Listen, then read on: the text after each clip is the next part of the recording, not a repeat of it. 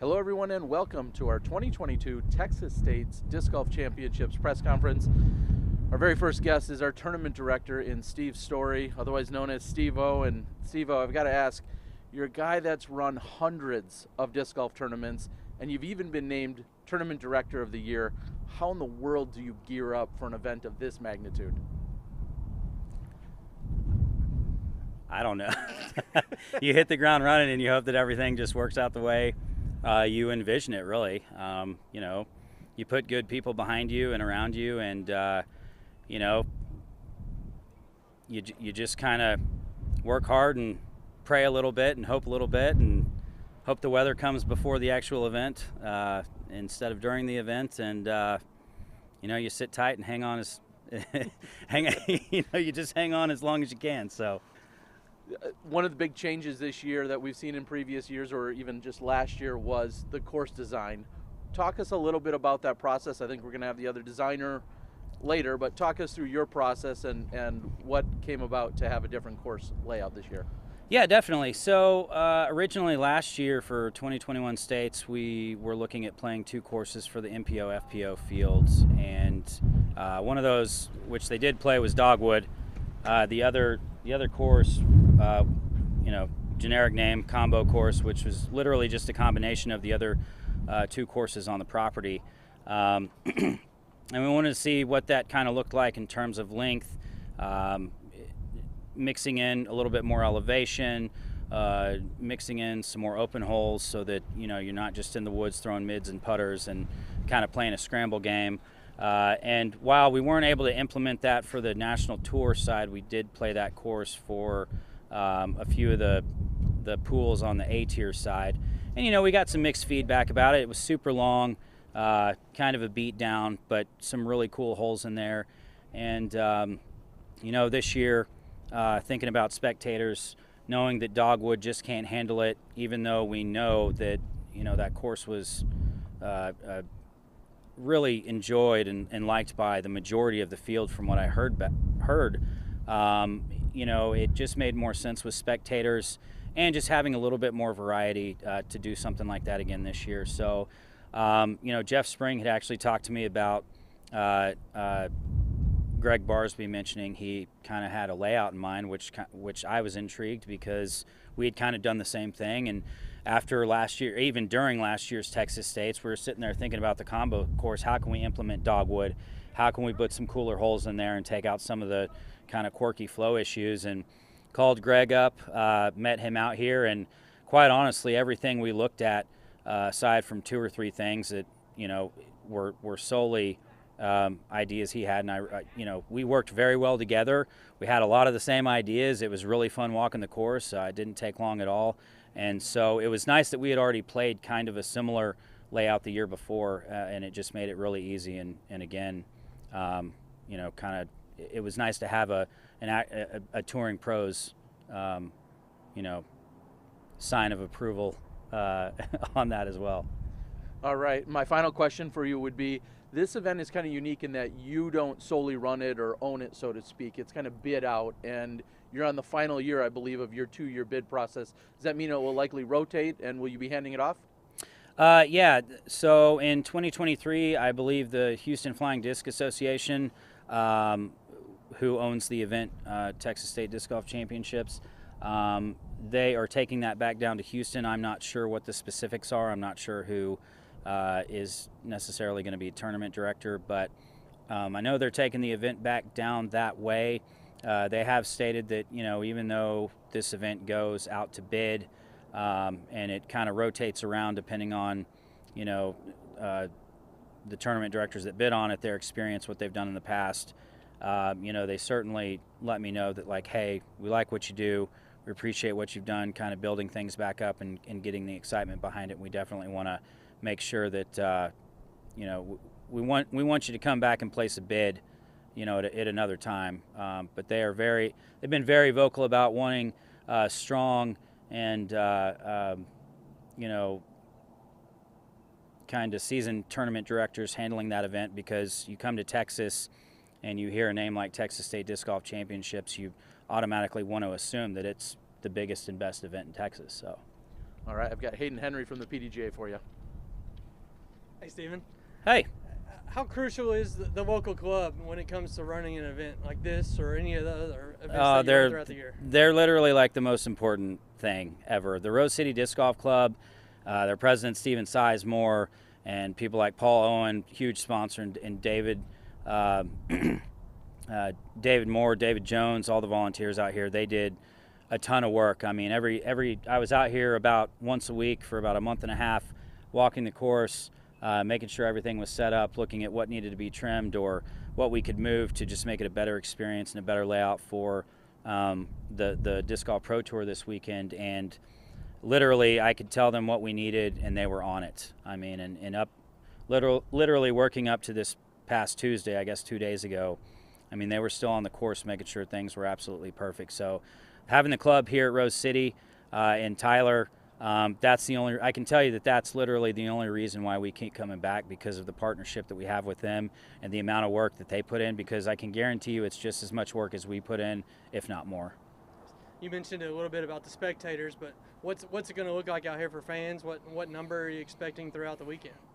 I think we're expecting 700-800, something like that. And, you know, that might be because we're a little bit further away from the DFW Metroplex.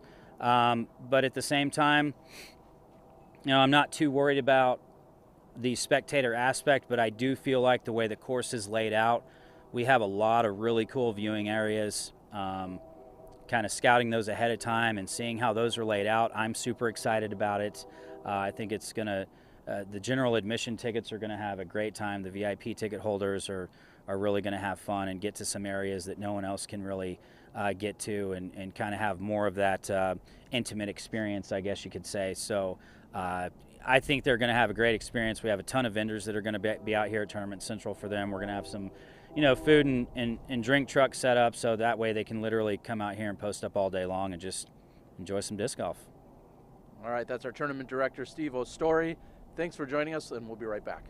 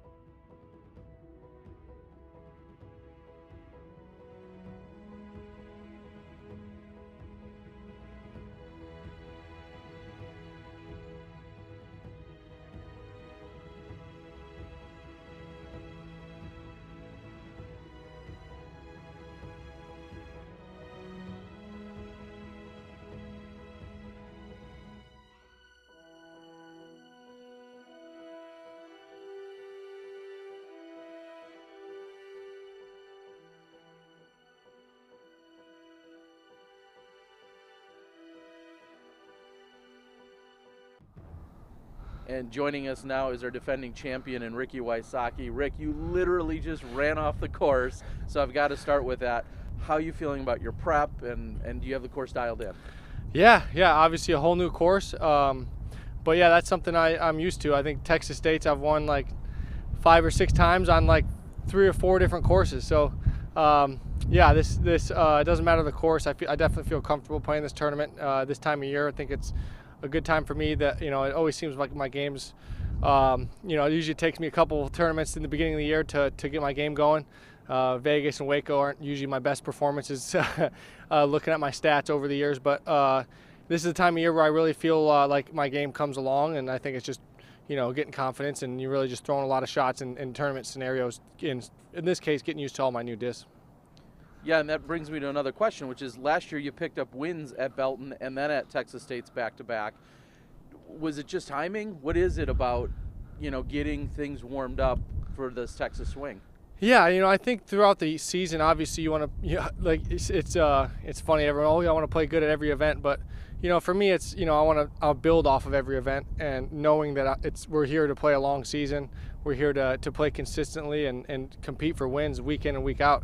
For me, it's it just seems like I get my gears going just as I'm practicing and really getting through the tour, and this stretch of courses really fit my game really well. It's windy out here in Texas, and I feel like I've got all the skills. I've got the spin putt, I've got the high to low putt, and so I got all the shots you need to score well on pretty much any course. All right, my final one is really more to help you with a plug. It sounds like you're going to be available for some of the fans. We're seeing more fans show up week in and week out. You're going to have a booth. Just give everyone a quick update on that. Yeah, so yeah, it's obviously a Trilogy event sponsored, and I'll be out doing a Saturday. We're going to be doing a signing. I'll probably come out before my round at the booth, and I'll be signing people's discs. We're going to be doing a disc release. We're going to have a burst plastic evader, which is my new fairway driver I've been throwing a lot. And so I'll be there with me, Valerie, and Kona also. So if you're wanting to check out and get some discs signed by us, we're going to be hanging out there at the booth, and it'll be a fun little experience if you're here for the week. All right, here's Hayden Henry from the PDGA. Hey Rick, how's it going? Hey, good. Tell us a little bit about the course. Obviously a lot different than Dogwood, but definitely some technical aspects, some shot shaping. So what do you think so far? Yeah, I think the course is, it's challenging. I mean, I think there's a lot of holes. There's no holes out there that you're saying, hey, this is like a gimme birdie hole. You have to work and you have to grind for every birdie. I think that's something that us players like. I think if you're trying to play well and score well, you have to throw a good shot in every hole. And whereas some courses there's filler holes here and there where it feels almost like it should be a gimme birdie for a lot of the top players. That's not really out here. I think there's there's only one par 3 under 400 feet. So you don't get that at most courses. So, and then the par 4s are long. I think there's almost like a 900 or 1,000 foot par 4 that plays tough. And so there's a lot of holes to par that play tough, and you're just gonna have to really, like I said, there's no hole that you can really relax on and still get a birdie. You have to throw aggressive shots every hole to score well consistently. Last week you used the word confidence and talk about how that's growing. Has this transition with the new disc taken a little longer than you thought? Has it been frustrating at times? Just where are you at in that phase? Yeah, I think it's obviously we play, like I said earlier, we play for a whole season long. I'm trying to play good every tournament, but I'm playing to get my game to where I feel like I can win week in and week out. And if that takes 2 or 3 or 4 weeks, that I'm fine with that. But yeah, it's just a process, just like anything. As much as I'd like to just jump in and start playing to the best of my ability, it's hard, a lot harder. It's a lot easier said than done. And so for me, it's just getting the confidence, seeing the confidence in the results. Sometimes it's not about results. Obviously we get judged based on how we perform in the tournament, but it's all about how I feel. If I feel like I'm confident and I'm throwing the shots I need to throw, then I'm going to get the results after that. I think a lot of people focus on the results and don't realize how you get the result actually matters if you're going to be consistent at the top level. And so for me, that's something I've always paid attention to, and that's something that I feel like I'm really confident in my swing, and that's going to turn into results down the road. Hey Rick, Chris with Gatekeeper. One question to kind of go off Hayden here. What's the one thing about this new layout that you think is testing your game and will be testing all the pros' games, being much different than Dogwood, only 4 holes being from Dogwood? Yeah, so I think that, for me, what sticks out is just the tougher par fours. I mean, you got 18, 17, 18. Those are good finishing holes, to where if you're competing for the win, you can gain some strokes there, and something to where, I think that makes for excitement for the players, for the spectators, and everyone involved. But yeah, it's a totally different style of course, no doubt about that. And there's not as much tree cover for wind, so I think wind's going to definitely be a factor, as opposed to the dogwood course, lots of trees that block the wind, and wind isn't quite as much of a factor. So, but yeah, I'm excited that it really does test all, everyone's ability to shape shots. You gotta make putts. It's probably gonna be wind putts, and there's enough OB to make you think, and the shapes of the fairways definitely are designed well and makes you shape shots. So it's definitely a totally different course style-wise, but I think it's a good course, and it's going to test the best players in the world, and I'm excited to see how we all attack it. Awesome, thank you. All right, everyone, that's Ricky Wysocki. Best of luck to you. We'll be back in a moment. Thanks, guys.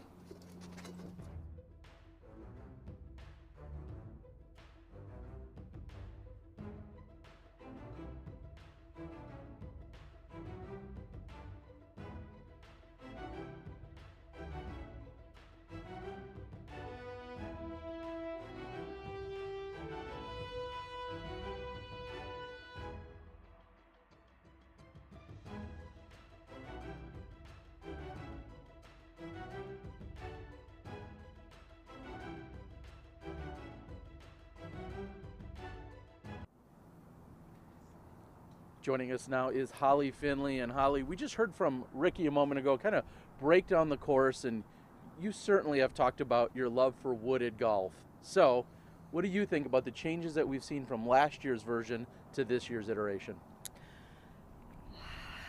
Terry. The new course called the Thorn is very fun to play. It's scoreable for the FPO division. I was able to eagle both of the par fives, and I got a lot of birdies. So it's scoreable, and I appreciate that. It's a good layout.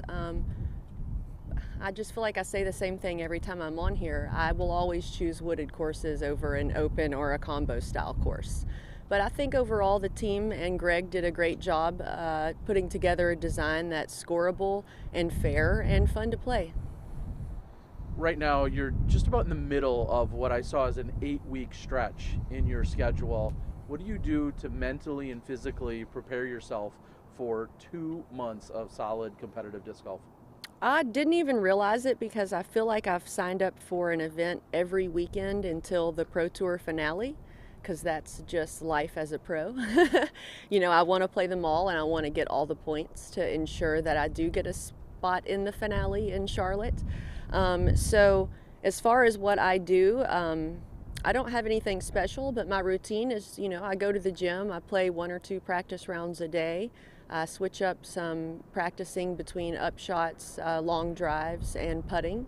I spend a significant amount of time on putting. I did more long putts in the off season, and I have noticed that my short putts have suffered at the last several events, which is very unusual for me. I feel like I'm always good for at least 75% and above in circle 1, even if I'm having an off day. But that's not the case lately. So, sure, it's fun to make the long ones, but I can't forget about the shorties, because those are really important, and the ones that get on your nerves the most. You're like, sweet, I parked it, and I missed the 17-footer. Alrighty then.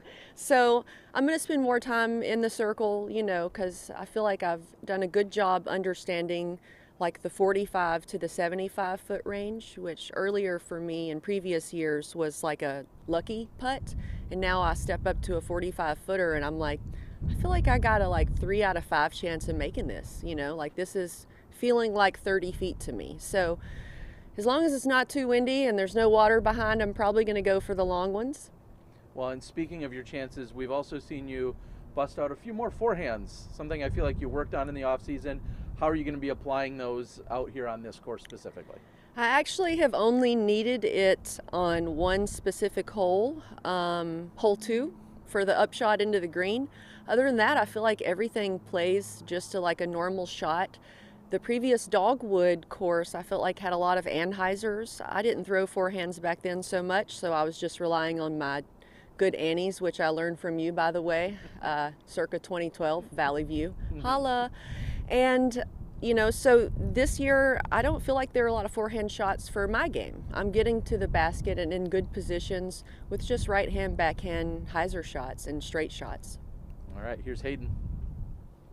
Hey, Ollie. Hello. A couple days ago, USWDGC set a registration record in just about 24 hours. Yes. What does that mean to you? It's incredible because I remember many years ago when I first started, we were amazed with 40. And I remember writing TDs and asking, could we get more spots? And I was told, 40 is usually the maximum we've seen at Worlds. We're allocating the proper number of spots based on past data. And now I'm just seeing the numbers explode. Plus it's in the hometown of Madison, Wisconsin, where I lived for about 8 years, and I learned to play disc golf.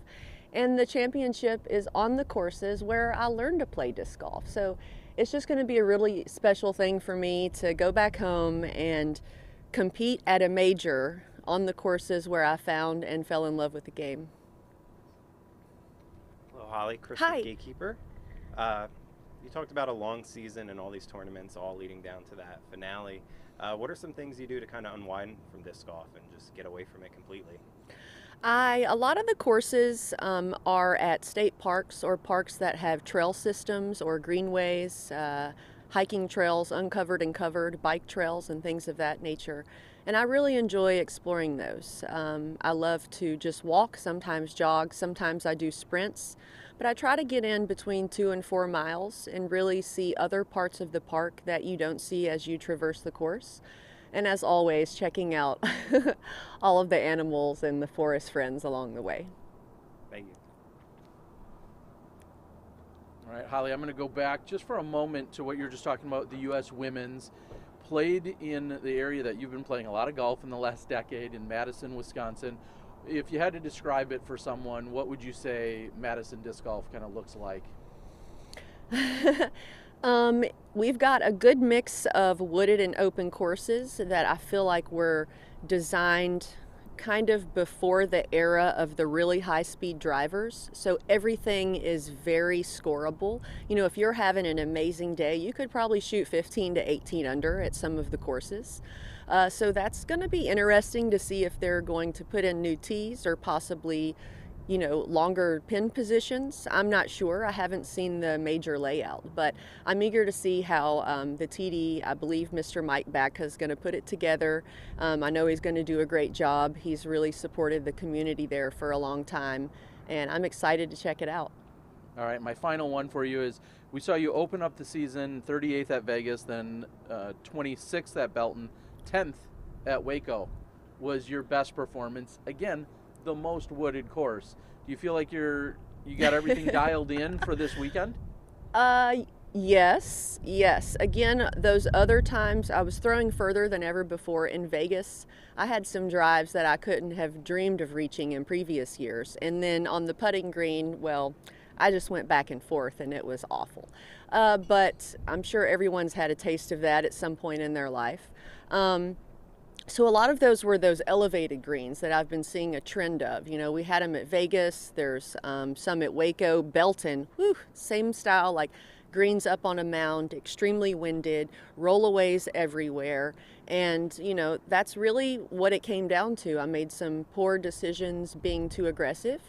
And I caught a lot of rollaways. And then, I had a birdie chance that turned into a 6 because my putt went out of bounds. And just as quick as that, you've ruined your round by a couple of poor decisions. But one thing I did take away from Waco was it was extremely windy and I was very conservative around the green, circle to and in. And I felt like I laid up shots that really hurt my soul. I'm not going to lie, Terry, I felt like a sellout chump. I was laying up 40 footers and that is not me ever by any means, but I did. And I averaged like 964 golf laying up. So if there's any lesson to learn there, it's that I don't always have to be aggressive. I've done the hardest part of the job by getting all the way to the circle, and now I just need to finish it cleanly. So whether that means laying up for par or, just giving a softer birdie bid, I'm going to be working on that because that's my big takeaway from the season so far. All right, well, we're excited to see how your aggression or maybe some of that laying up works out for you. Best of luck to you this weekend, Holly. We'll be right back. Thank you.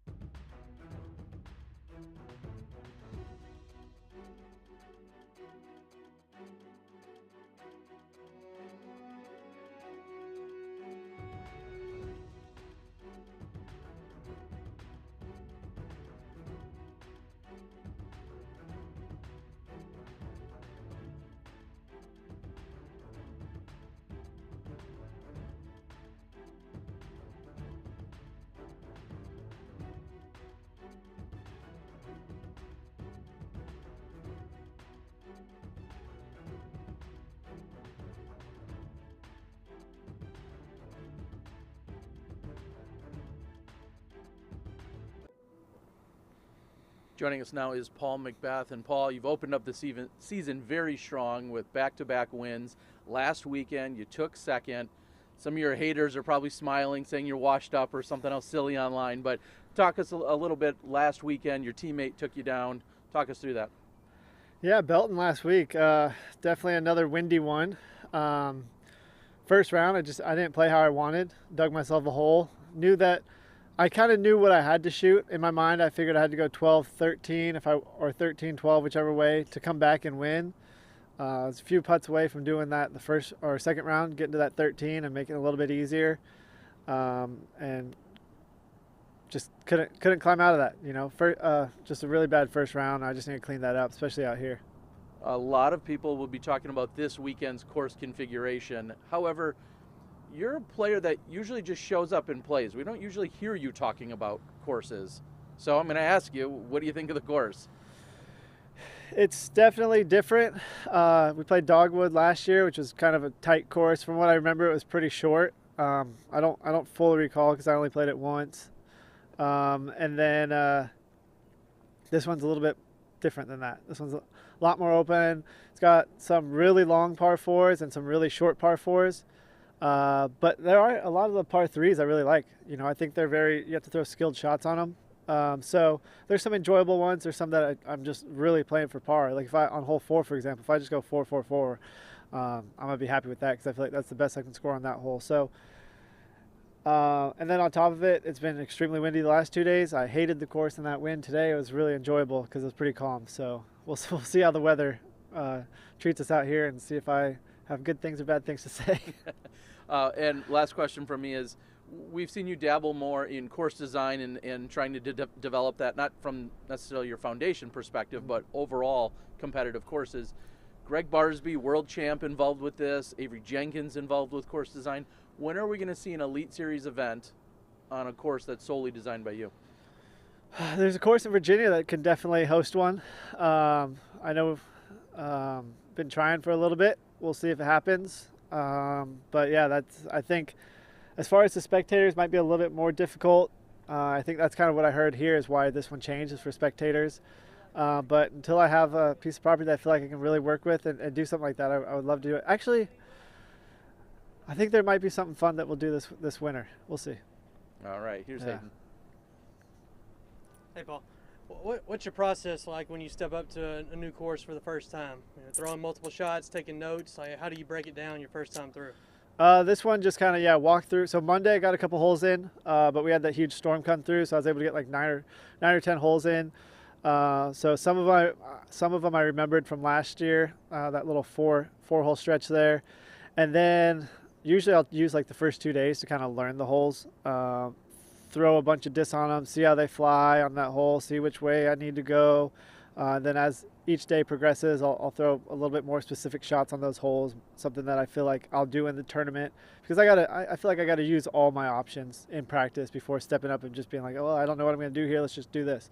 So it's a long process on new courses like this. But I will say I think it's better too because I feel like it's more quality practice than going to a course that I've played for maybe 12 straight years, because then I just go out there and throw, and it's not as productive, I should say. So this is definitely like it's good restart through the year when we do have these new courses. Hey Paul, Chris with Gatekeeper Media. Yep. Just one question. Start of this season, you're showing a lot of old form 2015 type years where first, second place. How do you keep up that mental and physical just grind that you have over the years? I mean, you've been doing this for so long at a top level. I just want to hear that. Yeah, this winter has been it's been a good winter, but it's been a really tough winter at the same time, or this off season I should say. But physically, I was able to like recover from a lot of things and just rest. So I feel refreshed. I feel like I guess youthful. Getting out here and playing for 8-10 hours a day. It seems like just being out here all day and just going and going and going, not really getting too tired and just enjoying it, having fun with it. Because I mean, at the end of the day, I'm playing a sport for a living, so it is enjoyable. It is work, but it's also fun, and that's kind of why I got into it. So just enjoying it probably more than I have the last couple of years. Cool. I noticed you dropped some new merchandise on the Paul McBeth Foundation store. Any news on Anything with that? That should be dropping today. It might have dropped already, but I think it's dropping today. And just a lot of cool merchandise to support, you know, instead of just donating money, you know, you can actually get something for it as well. But it's all helping the projects that have already happened as well as the future projects. Just getting more materials, more discs, more baskets, more potential locations as well. So any support is helpful. So, you know, if you want to go and purchase a sweatshirt and represent the foundation, it's much appreciated. And I'm sure, you know, your dollar's going somewhere good. You know, it's going to spread disc golf around the world and as well as some bigger cities here in the U.S. Rejoining you here, Paul, for a quick one, which is you spoke of being youthful and feeling good, but you've been out here grinding. You've been on the tour for a long time, 15 years now, I believe, as a professional. Would it be surprising to some to see that you're driving an RV from one event to another? You're out there doing your own travel planning. Is that surprising to some, or is that just part of being a professional disc golfer?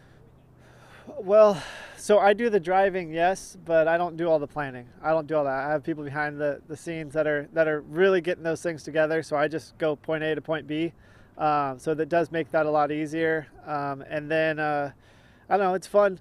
I get to travel the country. I get to stop if I want. I get to do whatever I want. But it does make it a lot easier when you have all your stuff with you.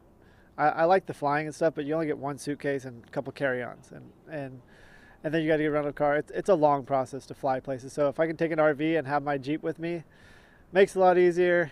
But it is weird when it's wrapped and you got yourself on it. And I don't know. The sponsors do that, not me. So, but yeah, I think that's kind of where our sport is, and it is good. You know, we don't have our sponsors or whoever taking these RVs there for us.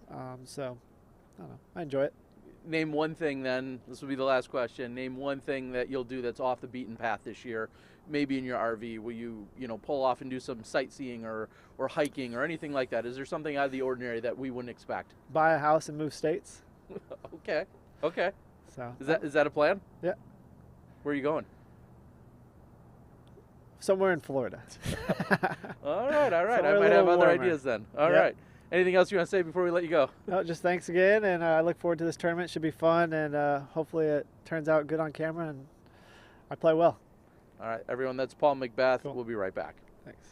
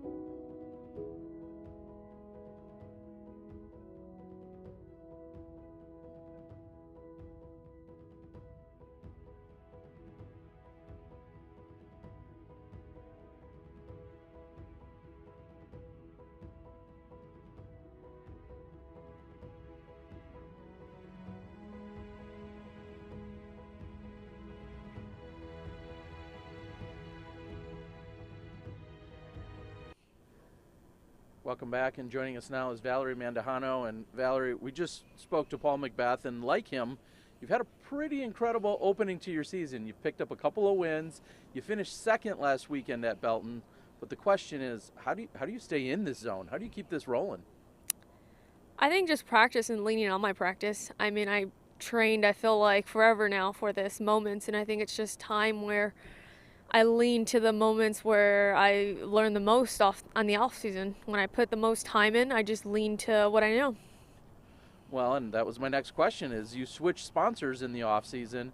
Is there anything else that you can pinpoint some of these successes to?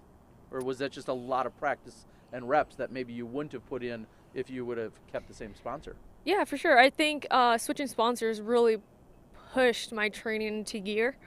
I felt like coming off the tour, I was pretty drained and tired of throwing. But the minute I switched sponsors, which was like December, I believe, I knew I had to go out there and train if I wanted the results that I wanted. And so that's what I did. And I felt like it was just repetition after repetition that got me, to where I am now. And speaking of where you are now, this event is listed as your 100th PDGA event. Oh, Were you aware of that? No? I was not. Okay, well, then I'll follow it up with, what does that mean to you? I honestly don't know. I mean, I think it's very special. It shows how much time and effort I have put into playing. But this is every time I came to this tournament or even Dogwood, I've always played bad. So I guess it's definitely something to strive for, and now it has more meaning because it's my 100th tournament. Well, then I'm going to hit you with a little more history that I dug into. It was almost exactly 8 years ago in March of 2014 where you got your first ever PDGA win. That was the Texas Women's Disc Golf Championships, and it was in intermediate. Okay, yeah, because the year before I took second by a playoff. So, so you remember that well. I remember that one. But almost exactly 8 years ago, you got your first ever win. Again, I think about what you did a few weeks ago at Waco. What does all of that mean to you 8 years later? I mean, I think it just shows sticking to the same path and just pushing and pushing myself even when days got really hard and it didn't look the brightest for my future. I feel like now it just shows me it was all worth it. That's really the words that I have. It was all worth it to keep pushing. Here's Hayden. Hey, Valerie. Hello. Obviously, you played all over this property, many different times. What's it like playing a course that literally takes up the entire property? I mean, it's very different. A lot of shots, I will say. A lot of driving. A lot of getting off the tee. Very unique, I will say. I was talking to somebody about this. We're used to just throwing on flat grounds, and now it's like half of the course is flat, and now the other half is like running up a hill, running down a hill. So it's very unique. It's kind of interesting to see how everyone's game is going to shift and how they're going to I guess, shift their game and see how they can do uphills and downhills. What's it going to take to keep this Pro Tour title in Texas like you did with Waco? Consistency, I will say. I'll say consistency. All right, I want to follow that up with a few others. What have the conversations been like with not just your fiance, but also your sister as you guys are prepping for such a long haul here this season? What are some of the things that you guys have been talking about and how you're preparing yourselves for this season? I think going to the gym. She's a fanatic when it comes to the gym. I'm not so much. I'd rather throw a little bit more into the field or play another round. But she's definitely pushing me to work out a lot more. So I think that's something we definitely are going to push each other to do, at least push me to do it. But yeah, I'd say working out is going to be huge for us. And then you've clearly had a lot of success in Texas in that you've lived here, but is there something extra special about playing and performing well here in your home state? I think, like you said, playing here so many times, I think it also relates back to all my bad rounds I've had. So at the same time, it's something to build off of to see how well I can play now, or how I can look back and say, oh, I shot this, can I beat it now this year? So my final question is, with the successes that you've had, obviously you and your sister have been on the scene and you've both been incredible picking up world titles throughout these last few years, but how much extra attention have you really been given, and has that spotlight been that much brighter and more intense these last few weeks? Oh, yeah, I'd say so. I mean, I feel like I haven't been stopping. It's either podcasts on the way to the tournaments, it's been another podcast once I get back from the tournaments, then it's been like interviews on the phone, and then it's in the bags, I'm about to go shoot, and then it's film rounds. I think I've done like 3 just in like 3 days, and then it's practicing in between. So it's always finding like a balance. I'm trying to work out, is finding a balance between everything. Well, we wish you the best of luck this weekend. We'll be right back on the Disc Golf Network. Thank you.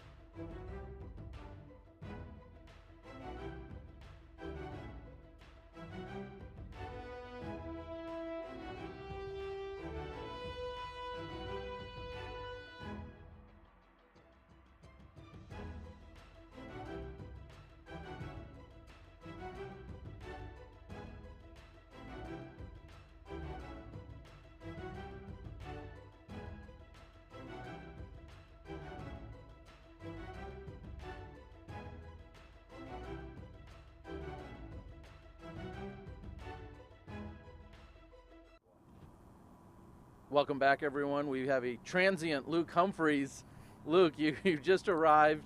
A few issues with some lodging and getting things clarified. What's going on? That's right. Yeah, we're not going to be able to stay at that B&B, it looks like, anymore. We roll a little deep, Terry. Too many vans in the driveway.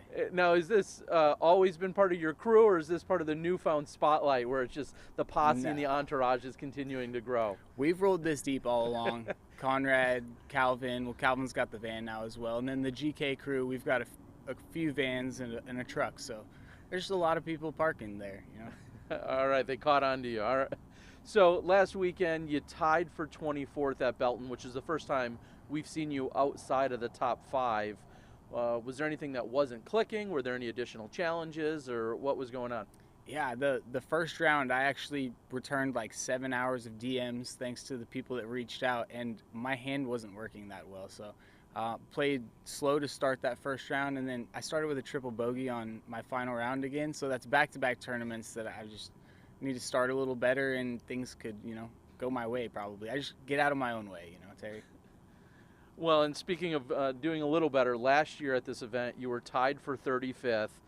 And what kind of improvements are you looking to make from last year? Do you remember last year? Obviously a very different course, but yeah. What are some of the things that you're either going to clean up or you can improve upon from last year? Yeah, I'm looking forward to playing this new layout. I think that there's no holes that you're going to accidentally walk into a birdie.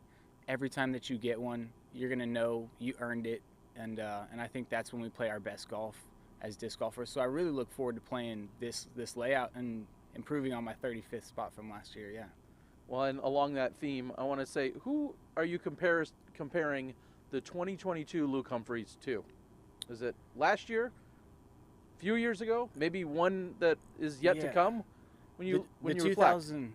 Sorry to cut you off, but the 2019 Hall of Fame Classic Luke Humphries is a guy that was picking his targets really well, executing his angles really well. You know, I think back to that person who was playing free golf, reacting to different situations, not trying to plan out, you know, the round, because it never goes the way that we want. So I think that person was somebody who I remember being, but who I can better. I know that as well. And then just being confident in my putting. It's something I practiced. It's something I've worked on, you know, and it's paying off. And I know it's going to continue to pay off because I did put that work in, just like Rick told me to. Just like Rick. All right, here's Hayden. Hey, Luke. You talked a little bit about the DMs, but have you had a chance to kind of sit down and reflect on the past month in the spotlight? And, you know, you mentioned in Waco about all the love you've been receiving. Yeah, I think I have enough. I'm not dwelling on it. You know, it's not something that I'm thinking about. I'm not thinking about leading the tour. That still feels a little weird for sure, but I'm just here playing disc golf. I did skins this morning with a bunch of awesome FPO players, and I enjoy doing that, and so I'm just getting lost in the work to a degree. It sounds like there's a little golf match brewing with Brody and Drew Gibson and everything, so tell us a little bit about that.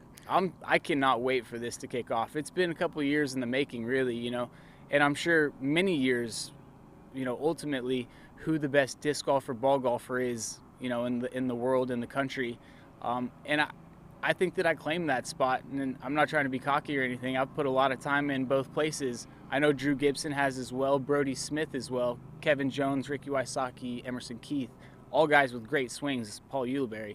But it'd be fun, I think, for the fans and for us to kind of figure out, you know, who's the best golfer. It's time to settle it. Yeah, I agree. Nice.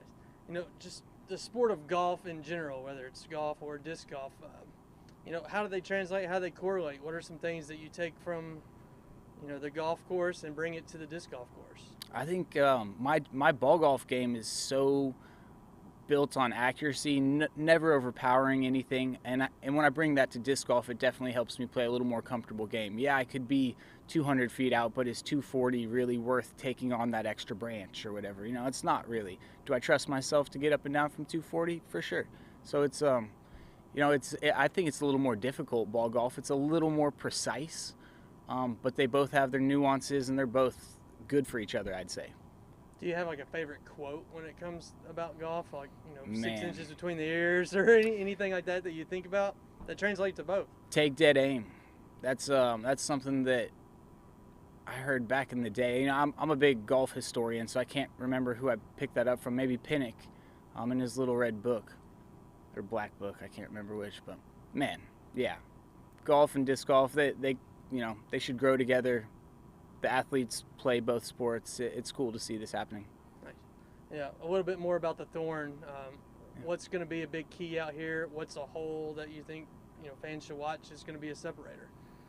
I think hole 4 right off the bat is going to be a big separator. That's a long, difficult par 4 where you're going to have to execute low ceiling shots on a very sandy ground. There's not going to be much skip out here this week. When your disc touches the ground, it's going to take a lot of speed off. So we're going to see guys like Calvin, I think, executing those laser lines on the low beams. And I think that guy who can execute the low ceiling line is going to win. Are you that guy? Very possibly. All right. Well, Luke, my favorite quote about golf is that golf is a 4-letter word, along with some other ones out there. Yeah. Thanks for joining us. Best of luck this week. We'll be right back. Thank you, Terry.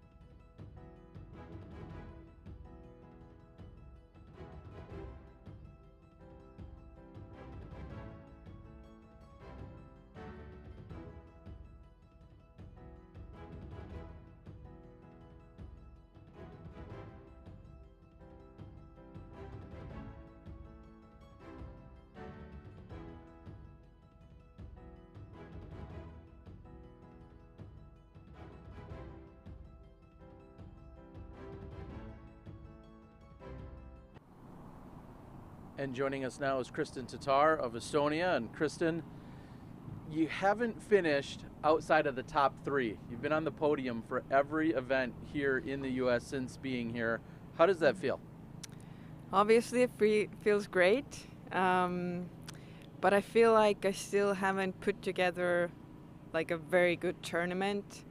There's always been like some really like low moments, some highs. So now I'm just looking forward to like putting together a very good tournament, consistent rounds, not like, well, it's good there's no water, so that's already a good thing. I can't really lose discs anymore, so I'm happy about that. But like, yeah, we'll see. I'm looking forward to that. And speaking of that consistency, you mentioned at Belton last weekend that you had a great day from C2, but your C1 putting was struggling. Yeah. Is there anything you did this week to make any adjustments, or was that just being a little bit off that weekend? I haven't made any adjustments because I feel like, well, I know I'm a good putter. I've done all the work, so I have to just trust myself, and obviously I will be making some errors. Everybody does that, but like, yeah, I took new putters because I felt like my old putters were like just too dirty and scratched because of like Vegas and Phoenix, and yeah, but otherwise I have the same routine and everything's the same, so yeah. So many people love your putting style. Well, we love all of your throwing styles, but specifically your putt. People are jealous. They're very envious of how good of a putter you are. So what do you putt with? I putt with Pures. they have my name on it even, so that's a good thing. But yeah, I putt with Pures. They're very like straight, and they have a lower rim, so they fit in my hand very well, and I like them, and I feel confident with my putters. You've also talked a little bit about how much you appreciate the fans that have been here, not just on site at the events, but also online. Yeah. Talk about, you know, those feels when people show up and are spectating in person. Of course, we haven't had that for the last couple of years. Yeah. What is it about that gets you really excited and appreciative of that? There's something about disc golf fans. I mean, a lot of the times when I go to the internet and open up like a news story or something, all the comments are pretty much like negative. At least that's what happens in Estonia. I don't know why. But in disc golf, I haven't really seen that, at least on my social media accounts. So I feel like over 90% of the comments, they're positive. And it really, like, it encourages me. And I still feel like, doesn't matter if I like throw OB or throw in bounds or take a birdie or take a bogey, I still feel loved, and that's very important. Well, you said 90% of the comments are positive. What do you do with the 10%? The ones that are vile or disgusting or frustrating, what do you do with those comments? How do you process those? I don't really think about them. I try to know my worth and my value, so I don't really think about these things. And following up that, with knowing your worth and your value, you also are about to take a break. You've played very competitive golf over the last 5 or 6 weeks. You're about to take a break. So tell everyone kind of what your schedule looks like with this event, and then what that means over the next few weekends. Yeah, just resting, but also doing some field work. I need some new discs that are missing from my bag, so I also have to train, but I have to keep this that in balance. Also, I'm gonna do a birthday party for my daughter. I missed it, so yeah, it's gonna be busy, but I'm looking forward to that. Yeah. In fact, you won the memorial on your daughter's birthday, correct? Yeah. A few weeks ago, so that'll be That's great. right. So with that, you're actually traveling back to Estonia right after this tournament, and then we'll see you just before the Champions Cup. Is that correct? Yes. Yes. And so it's going to be busy. How do you readjust when you come back? Has the traveling gotten any easier now that you're going to be doing it more often when you come back to get ready for the major, the Champions Cup? Every time it's different, so I don't know exactly, but I'm ready to travel, and I feel okay. And this time coming over here, it was easier than last year, so I'm hoping everything will go smoothly. Yeah. And one question I had, which you somewhat answered already, I was going to ask if you're playing your best golf, and you said, well, you still make mistakes. Yeah. But what is it? Is it the consistency that will get you to your best golf? Yes, I think, well, it's early in the season still, and obviously when I came here, I didn't have like very high expectations because, I mean, coming from the snow and like icy conditions, I didn't know what to expect. But like now I feel like every week I'm getting better and better and more confident, and my shots are getting more accurate, and I feel like I'm getting to know my discs again. So yeah, it's getting better, and I hope like keep my focus and not make like too many mistakes, but obviously it will happen at some point. I don't know. Different course this year than what other players have seen in years past. You weren't here last year, but how does this course, how do you rank this course? How does it feel for you when you've been out there with your practice rounds? I think the course is pretty interesting. You need a lot of like different shots, and yeah, I like the course. I don't mind playing this course. I think it's a fun course. Compare this course to what you might see or play in Estonia, for instance. What would be some similarities and what would be some differences? It would be something similar, I'd say. Maybe more wooded holes, because we just have a lot of wooded holes in Estonia. But like, I like the mixture of like having some open holes and then some more like wooded holes, and I think it's in good balance. All right, I believe Hayden has just. Oh no, there's one question that I'll kind of piggyback on is, we're seeing now more and more Europeans just come over here and play.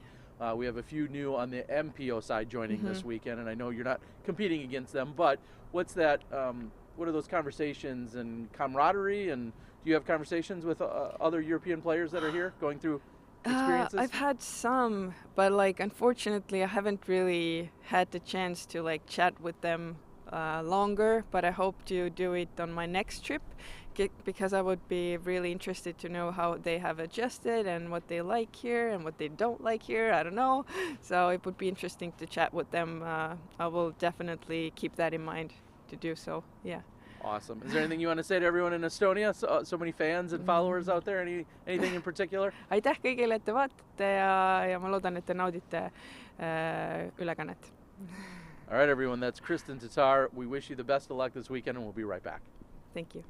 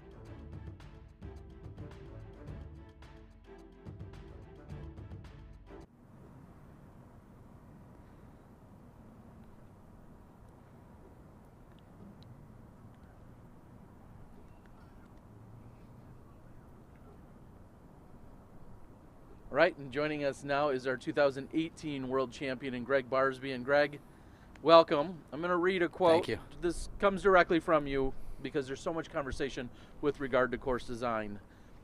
Quote, "This is a high-level track with a variety of elements. My focus was about giving players on tour a full challenge with elements of accuracy, power, decision-making, and course management prevalent throughout the course. I also did my best to incorporate original holes at Lindsay Park in Tyler." So that's what I pulled right from your Instagram when talking about this course.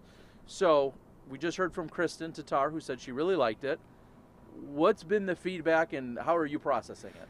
If Kristin likes it, then it's all good with me.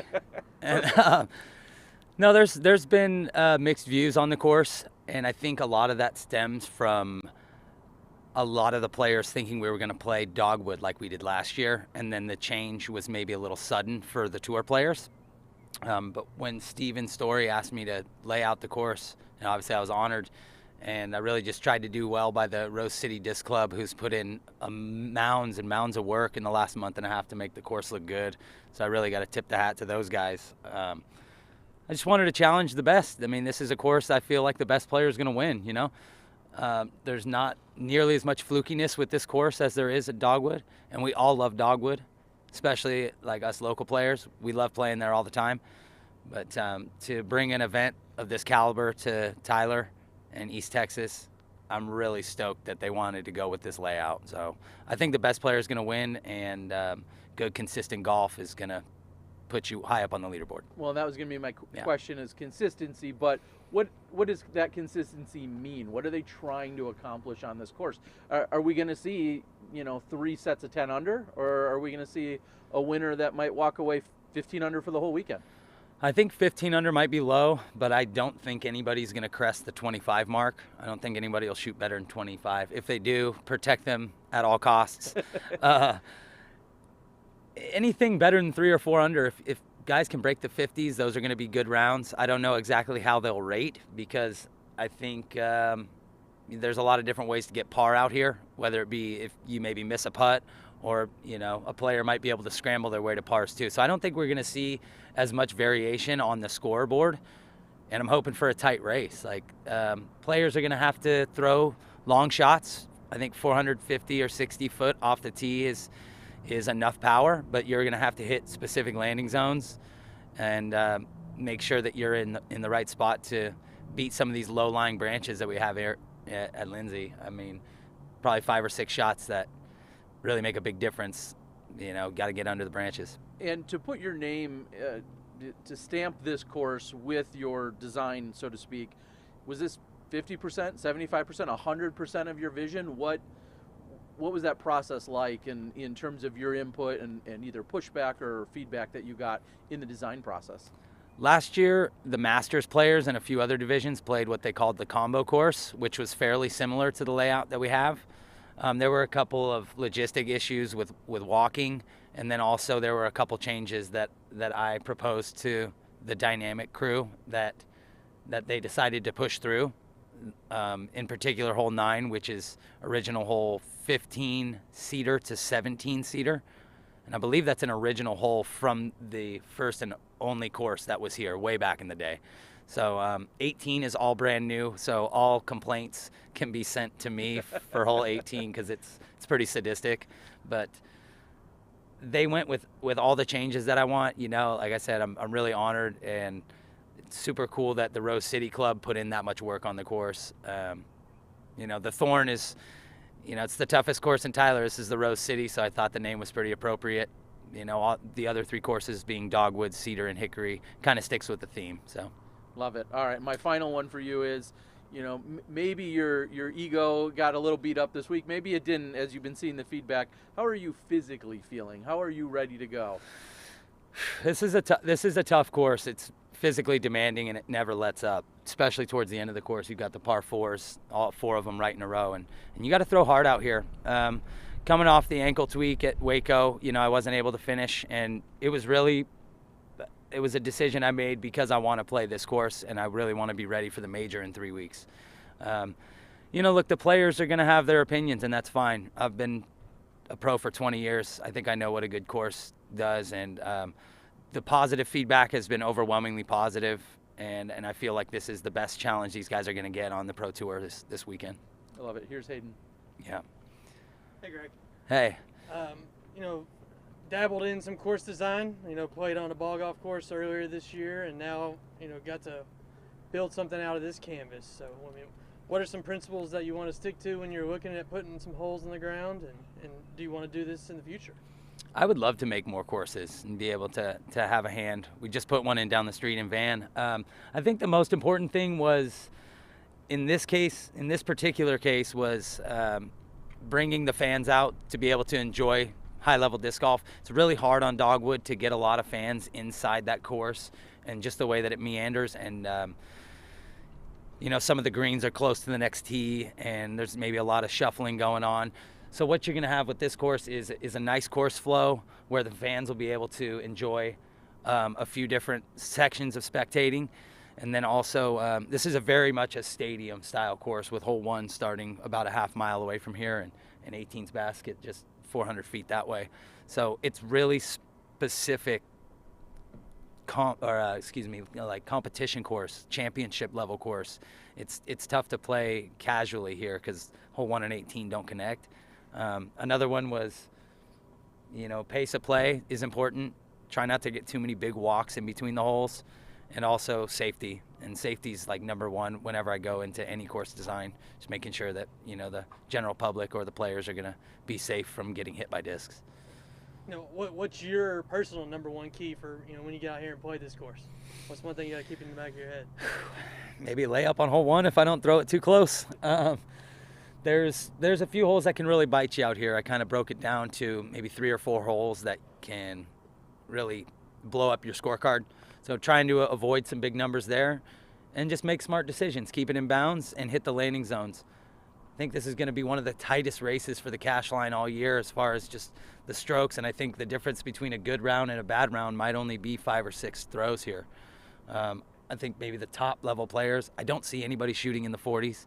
Maybe if Ricky or Paul pops off, they might shoot a 51 or 2. I'm hoping to do 54, 55. Last week I played it. I shot a 60 without a single birdie, or excuse me, a single 2 on the scorecard. So it's tough. You know, you gotta throw long shots here. All right, and one final question for you before we let you go.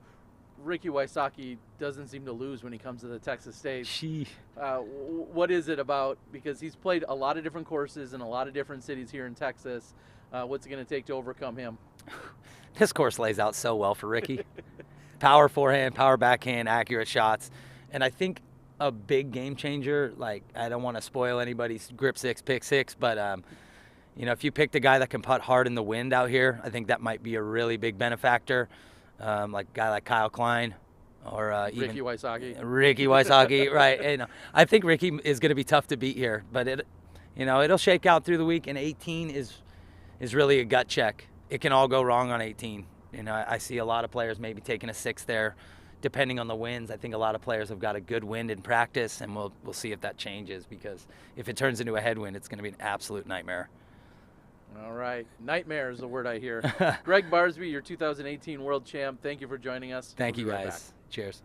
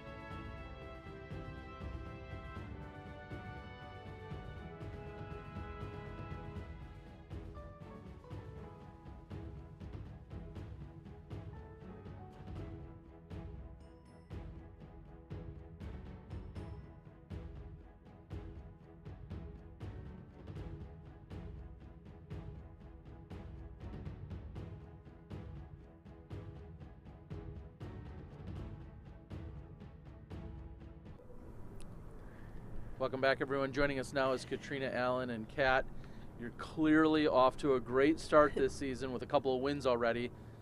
What will prevent you from having your best year ever this year? What would prevent me from having it? Flip it on its head for you. Geez, yeah. Normally, ask me what I need to do to be successful. I guess get away from the grind, the routine, get caught up in unnecessary, like this weekend people are upset that we're playing a mixed course instead of just the wooded course.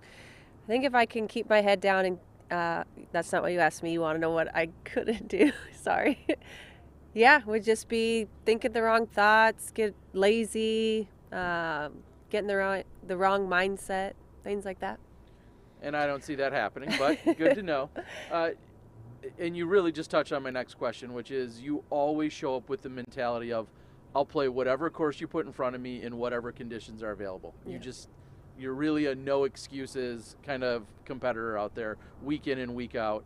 But this one, this is one of the most drastic changes for the course. Is there anything that you're applying differently, including more practice that you kind of just alluded to? Oh, yeah. I mean, I hadn't played this course until last year anyways, so I guess I was kind of indifferent of whether we played it again or not. It's not like, say, going to Vegas and all of a sudden we're playing on a completely different thing. So, yeah, I guess I'm actually going to go out this evening, which is a rare time for me because I did some skins matches during the week. And it is a new course, and there was just some holes where I'm just not comfortable, and I do not want to go into the weekend still trying to figure out holes while I'm playing the event. And you already just touched on what would have been my next question is, are there places that you haven't dialed in? And it sounds like you're going to go out and address those. Yep. My quick research showed that you've yet to take down a Texas State's Really? Okay. I was shocked by it as well. Okay. I think I saw 6 attempts, and it travels around the state. Oh, okay. Yep. But I've seen 6 attempts from you at, A tiers, national tours, so on and so forth. Yeah, is that surprising to you that you haven't claimed this title? Okay, I'm sorry for whatever I did, Texas. I would like to be your friend, and let's figure this out. So yeah, I would like to add one of those. But yeah. All right, we've got Hayden here from the PDGA. Hey, Catrina. Hi. A couple days ago, U.S. Women's set a registration record in about 24 hours. So as disc golf has shown no signs of slowing down, I mean, what does that mean to you to see that registration fill up from FBO players all the way down to, junior girls that are playing? I mean, like you said, the growth is there. We've seen it, especially since the pandemic. So many families got into it. And I mean, yeah, that just means maybe eventually one season we'll have to have our own tour or our own courses every weekend. Yeah. Shifting back to this weekend a little bit and going into the new course, I mean, what is your practice routine? You said throw multiple shots. Are you taking notes mentally, physically? Do you have a book that you're writing down things? No, everything's mentally, and actually I could go back to like 2011 and tell you what I threw on courses if we've been playing them. So I definitely have a mental notes, but just felt like the wind changed a little bit here throughout the week, and so like I said, I just want to go out and I definitely keep my game plan mental for sure. Yep.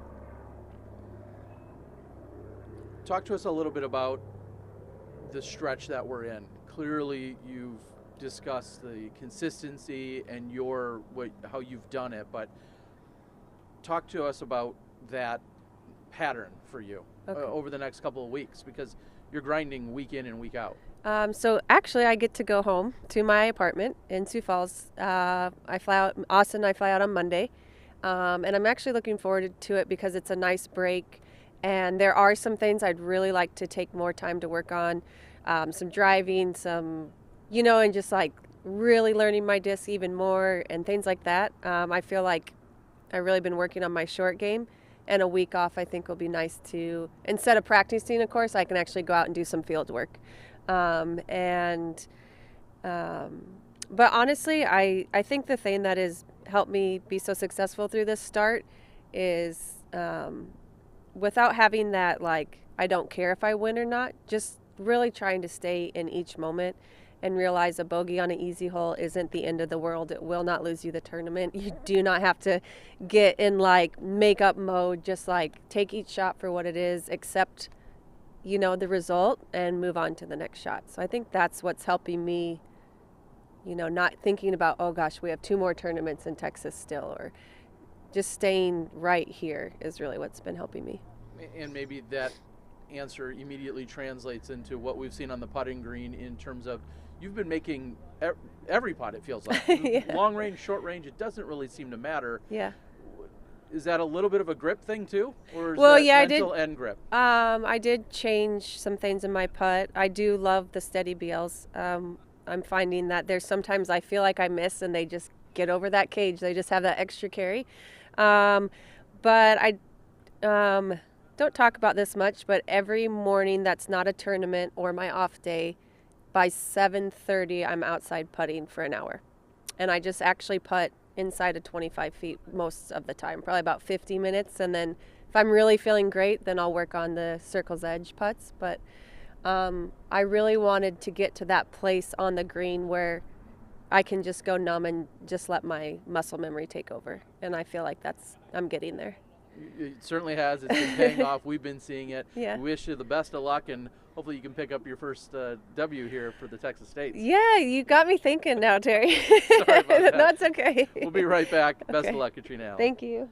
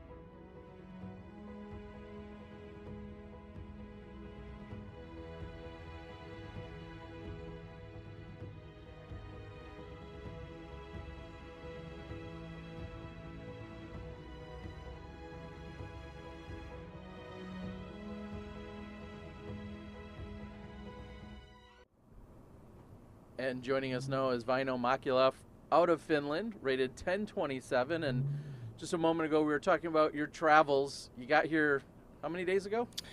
I think it's like 10 or 11 days ago. And I guess I'll follow that up with, does it feel hazy? Are you all adjusted? What were your travels like? What was it like getting here to be able to play and compete? Travel was way more easier than last time, because last time we needed to be in Croatia 2 weeks, but this time it's just straight travel to here. Yeah, it was kind of easy, and now we are good after jet lag and everything, so we are ready to go. Talk to us about the weather conditions and the changes. You mentioned jet lag, which it sounds like you've had enough time, but what was it like adjusting to the weather, and have you had any challenges? Yeah, the weather is way more different than in Finland, but I spent a couple like training camps in Spain this winter, so it wasn't that big difference than like to come here to play in this weather. I'll follow that up. In training camps, describe, that's not a phrase we'd use here in America when it comes to disc golf. Yeah, we'd use it for our professionals, football and basketball and all our other big professional sports, but that's not a phrase we'd use related to disc golf. What does that mean to you? To me, it's just because we needed to like play with no snow, because well, you are competing here without snow, so you need to practice where you are going to compete. So, well, we used to like throw mud. We went to gym and do every like exercises, and yeah, that's like what we are doing in the training camps. And so when you're going, is it just going to courses and playing as much as possible? Yeah, and competing in other tournaments, and is it a group of people? Yeah. We spent their time with a couple of our friends, and we just playing the courses and doing some field work, and just getting ready for the season. All right. And speaking of getting ready, this weekend's course, how does it compare to a course you would maybe typically play in Finland? Do you see any similarities? Yeah, maybe the wood part is kind of similar than courses what we are playing in Finland, but man, this course is hard. This is so hard, but it's good mix. We have like a wooded part, and after that we have like good open part, and you just can't just cross. You need to play some placement golf here, so it's tough. It's tough for sure. Our course designer, Gregg Barsby, was just here a few minutes ago talking about what went into designing the course, and he's received some criticism of the course. How do you feel about it?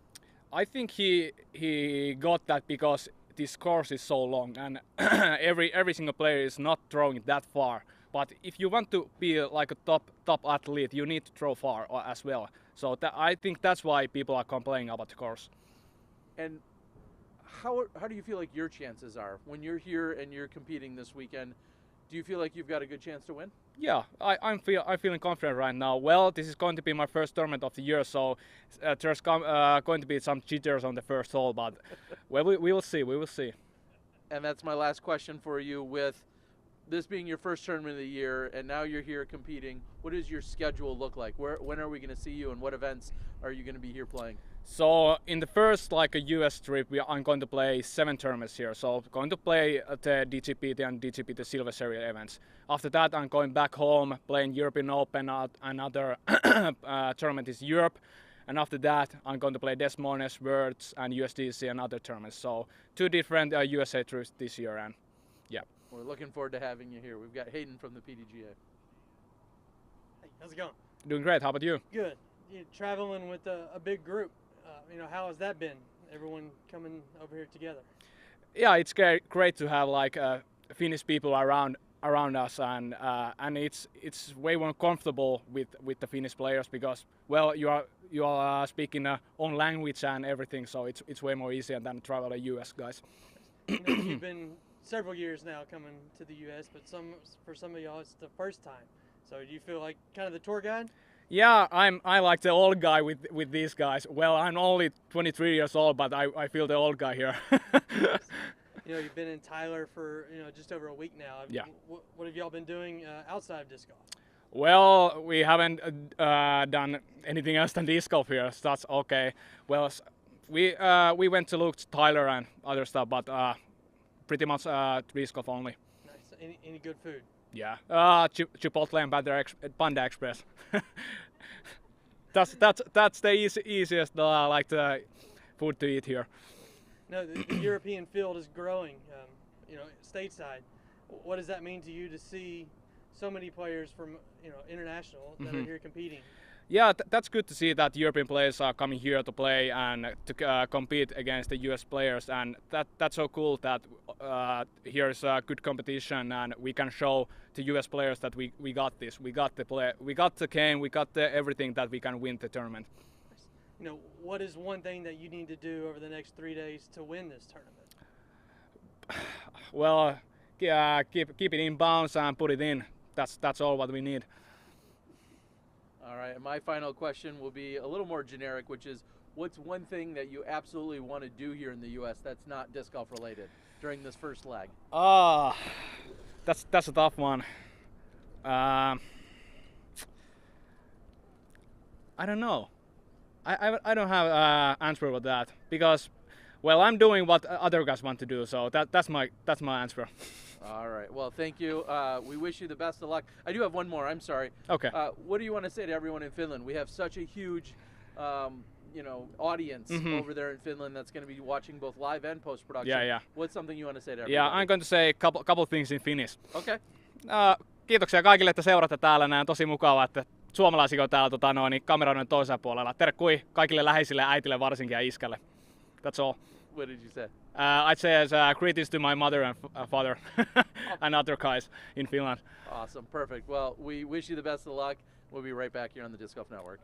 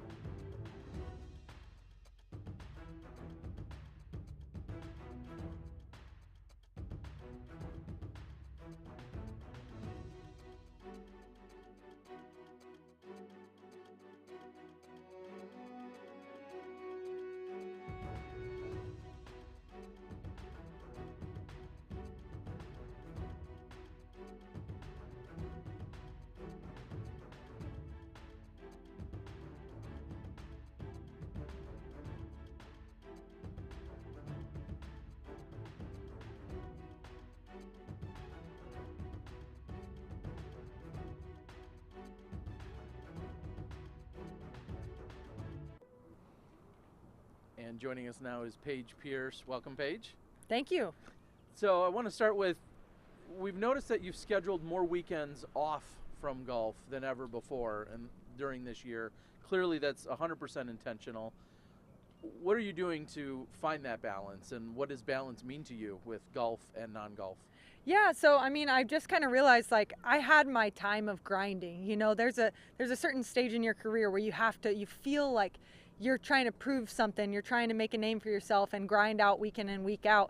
And I've realized, you know, I've already kind of shown that I'm here to stay and I'm a competitor through and through, but now I can find that balance and realize, man, it's better for my body, it's better for my mentality, it's better for everything. I mean, look at Simone Biles, you know, taking weeks off for mental health. So I want to make sure that it's, when the end of the season comes, I'm not feeling faded or jaded, and I'm still eager to play. So for me, when I'm choosing my tour schedule, I'm choosing the events that get me excited. And those, with that being said, I'm still competing in 23 events this year, every single one of the DGPT Elite Series and all of the PDJ majors. So yeah, I'll be at all of the big ones, all the ones that fire me up. And for me, it's totally is just finding that balance and making sure that I stay excited and stay ready. Well, the competitive spirit doesn't end though when you're off the court, when you remove yourself from the course. Saw backyard games this weekend, other things with your family. What were some of the activities that keep you relaxed but yet keep those competitive juices flowing with your family and loved ones? Yeah, totally. And that's another reason too of the off time is, like, I've been doing this since I graduated high school in 2009 and I hit the road, and I remember saying goodbye to my family for that first time. You know, tears are flowing. It's like, okay, when I'm not going to see you for a few months, like, and now it's like, it's just become normal, and I don't want that. I want to see my family and celebrate things, and, you know, so yeah, there was lots of family time. They actually came up to visit us in Pensacola, and then being here for the Texas Swing, I got to go see my family here as well. And yeah, we're definitely competing all the time, making sure my brother knows, you know, that I'm never going to let you in. And, you know, if you cheat, I'm going to call you out, and all those things that come along with competing in any way of any aspect of that word. Is like, you got to make sure that you're competing, but you're also having fun and just kind of, you know, camaraderie and, you know, challenging yourself to keep improving. Well, and speaking of that, this year you placed second at Vegas and then sixth at Waco. So what are you telling both yourself and the Paige Pierce fan club out there? I mean, I just want to be in contention for the win, and I think I have been in both situations. You know, there's my dog running towards me. Oh my God, don't jump. Sorry. Me. Sorry. I'm so sorry.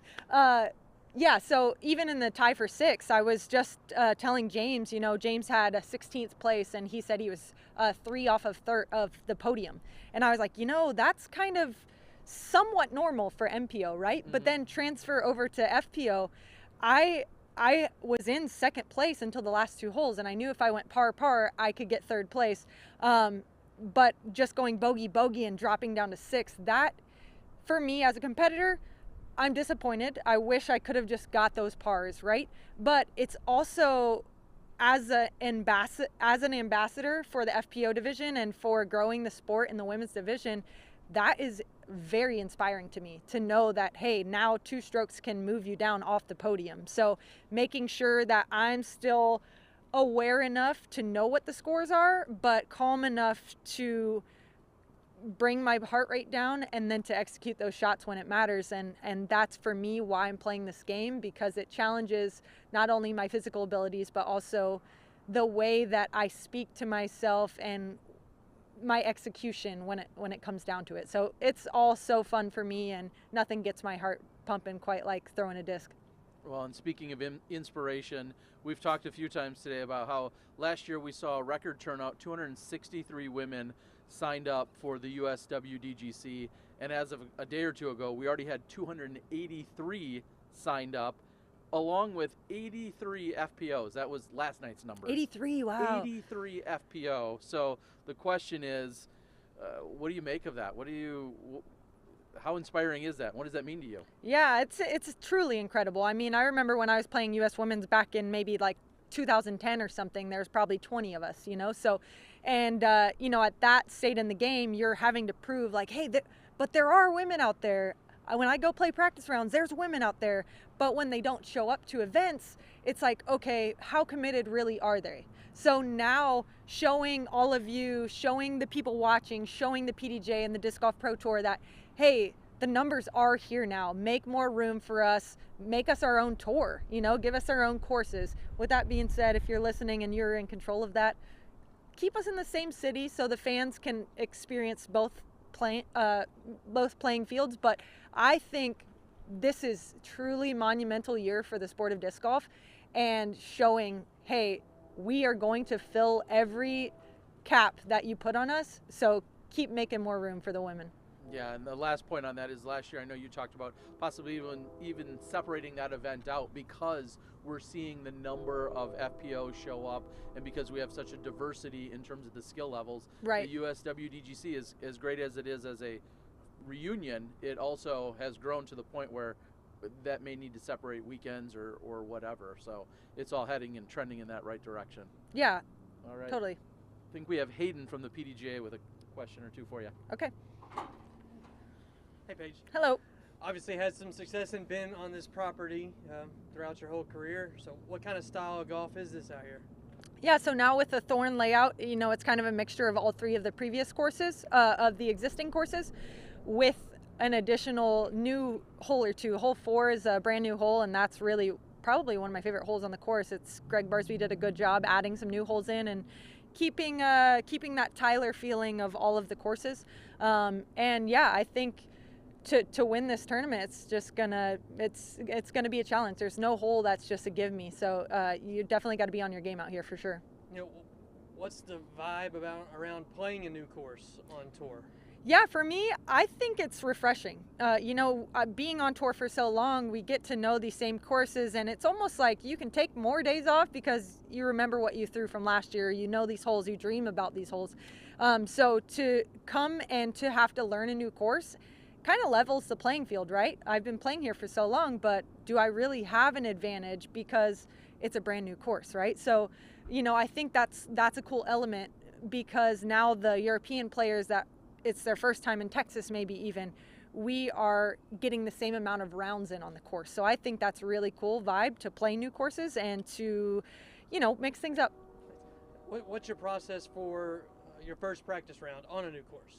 Are you Yeah. throwing multiple shots, taking notes? Yeah, so first round, I'm kind of throwing as many shots as possible, just figuring out what works, what doesn't work. And even if I think, oh, this one's a crazy idea, I still try to throw it just to get that shot out of my mind. And then in the tournament, I'm like, okay, don't even reach that one. That one never went well. Second round is just, now I've kind of narrowed it down to 1 or 2 discs, and now throwing those 2 and making the last decision. Okay, I'm going to throw this one. Unless it's high winds, I'll throw this one. And then the last round is just kind of fine-tuning that. All right, my last question for you is what kind of family support or friend support will we see out here with you this weekend? Well, Alyssa's out here, and so is my pup. Unfortunately, he can't come watch, but my mom and stepdad, and then my brother and his wife and their kids are coming out, and then, you know, probably just lots of familiar faces that I've grown up around in Texas that I'll see out here. Hopefully they got some spectator tickets before they sold out. And yeah, it'll be fun. All right, well, we wish you the best of luck. Everyone, that's Paige Pierce. We'll be right back.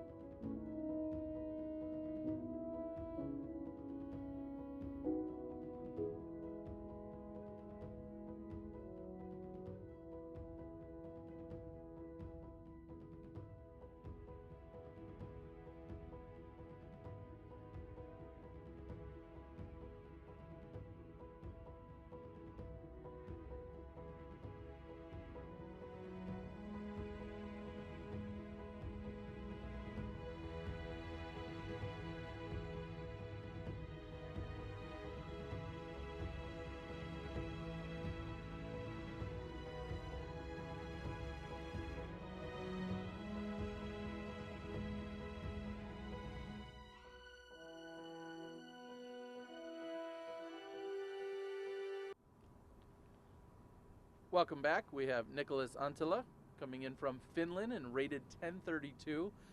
First of all, welcome to the United States. How were your travels? Thank you. Happy to be here. It was good. It was my first time traveling to US, so it was good but long. What has been the most crazy or eye-opening thing that you've seen so far since coming to the US? What's been the most shocking? I have one word: the wind. The wind? Yeah, we don't have this kind of winds in Finland. So that's like new team for me. So what have you been doing? Do you have the disc with the right amount of stability here? What have you been doing to train and play in the wind that you might experience this weekend? Yeah, I throw many PD2s, so that's the key. And yeah, just throwing many shots and kind of learning the wind. I keep thinking about, what it means to play in the wind and tailwinds, crosswinds. Is that all completely new to you? It's not new, but like this much is new for me. So I would like that. All right.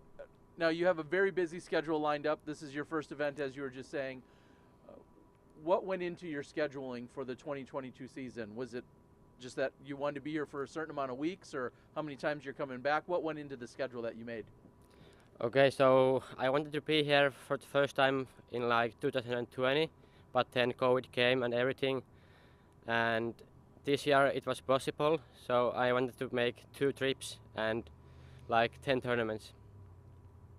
And knowing that you have to learn how to play in the wind, how do you compare maybe the course that you're going to see here this weekend? How does this compare to something that you would play at home typically?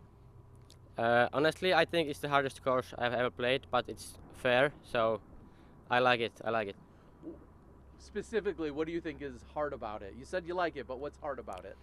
At the same time, there is like long shots, but placement, and yeah, I think that's the biggest thing to do this week. Is there anything you would change? If you could come out here and change something tonight on this course, maybe a lot of things, maybe a couple things, is there anything you would change about it? Right now, I don't think so. It's like a good tournament course, in my opinion.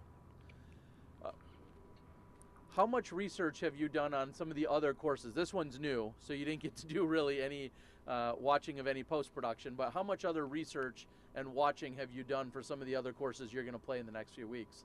I mean, I have watched all the tournament videos from the previous years, so I know all of them, but yeah, just never played on those courses. Is there a course or a tournament that has you most excited, one that you're really looking forward to that you're going to be playing? I think my favorite is going to be the Champions Cup because it's a wooded course and that's what we have in Finland a lot. Over at the W.R. Jackson, the PDGA major that we're going to have. Yes, sir. Is there anything else you want to share with everyone before I hand you over to Hayden? Is there anything you want to share with everyone that's watching? Because we have a huge Finnish audience and viewership. Is there anything you want to say to them? I want to say thanks for the support and terveisiä Suomeen. That's greeting to Finland. Awesome. Here's Hayden. How's it going? For people that are going to see you play for the first time this weekend, can you describe your game for us a little bit? I mean, what do you rely on? Mid-ranges, fairway drivers, distance? Yeah, so I'm not probably the longest thrower on the course, but I think I'm accurate and putting is one of my strongest shoots, so maybe those 2 things. Nice. I mean, how are you feeling? Any nerves? Playing with Paul McBeth and Ricky Wysocki and getting on coverage and getting interviewed by the disc golf guy. Yeah. Any nerves heading into this week in your United States debut? There is nerves, yeah, definitely, but I'm just can't wait to play. Like that's the thing. I can't wait to compete. What does it mean to you to see that international list of players continue to grow week in and week out in the United States? Yeah. Can I have it again? Yeah, just the number of European players that are coming over here. What does that mean to you to see everyone over here competing? Oh yeah, Europeans. Yeah, there is so many of us right now, and I think it's time to show what we can do here. Nice. All right, my final question for you will be, what are you most looking forward to doing off the course in the next couple of weeks? What do you want to see or experience here in the U.S.? Okay, there's like 2 things in my mind. Number 1 is the See a Hockey game, and number 2 is Top Golf. Okay, see a hockey game and Top Golf. That Yeah. makes perfect sense. Well, we wish you the best of luck. Hopefully we'll be talking to you more this week. Enjoy your time here in Tyler, and good luck this weekend. We'll be Thank right you, back. guys. Thank you.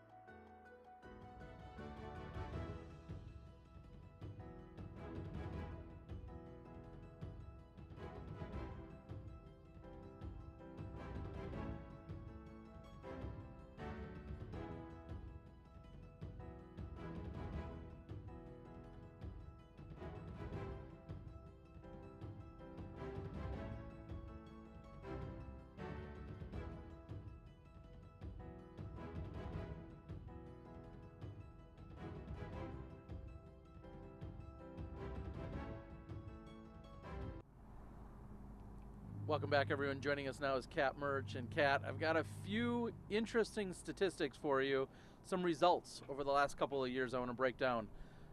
2021, we saw you 39th at LVC, 26th at Waco, and 13th at Belton. Fast forward a year, you improved 30 spots to 9th at LVC, 4th at Waco, and 16th at Belton. What does that say as you jump from 39th to 9th and 26th to 4th? What is that saying about your season right now? Mid-range practice. Mid-range practice. It's that simple? So if you were giving a clinic today or you were doing a Q&A anywhere else, you would sit everybody down and you'd say, let's throw mid-ranges? What about them? They're just good. They actually, I feel like a mid-range is more of a true flight, like a putter in a mid-range, because they're slow and they're going to show your errors more. And I had a lot of errors with those discs last year, and I decided in the off season to only work with mid-ranges and putters, and I've seen improvement, and it's good. I would say so, as you're moving up 30 and 22 spots at events year over year. Now, when you say showing your errors, do you feel like you weren't throwing them correctly, or were you maybe not throwing them enough? What about your mid-range game specifically was lacking? It's the feel. It's the feel of like throwing a good shot with the mid-range. It's like correct. The flight is correct. It's not perfect, but it's more correct.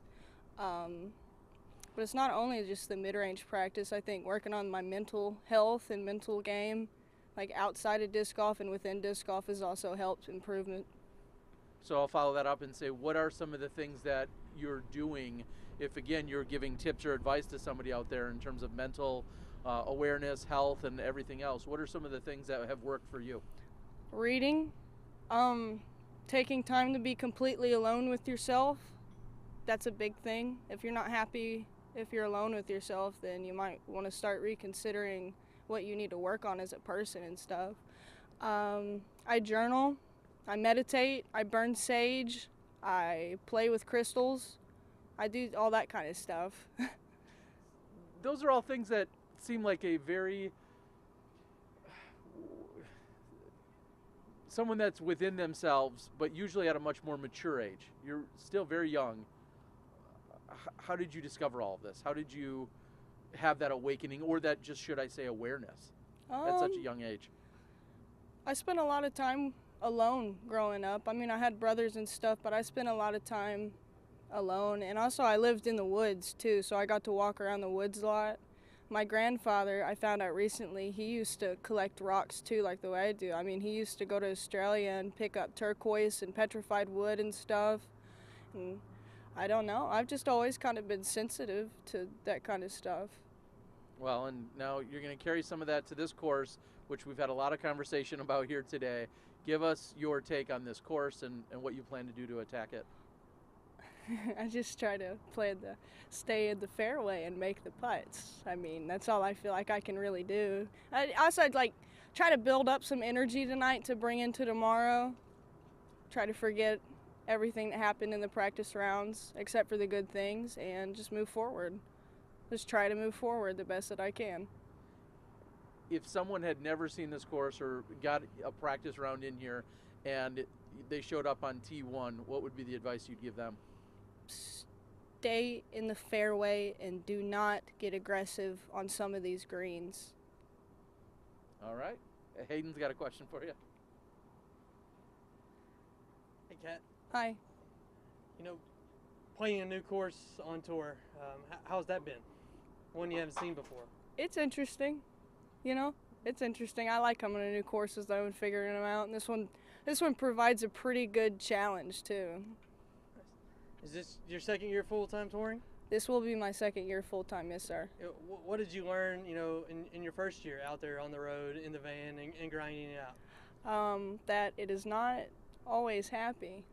You know, it's not always happy out there. I mean, there's times where you're driving like 10-hour drives and it's in silence and you're like thinking about your round and thinking about your mistakes and stuff. That's a thing, you know. Obviously some solid starts so far this year, but kind of flying under the radar a little bit.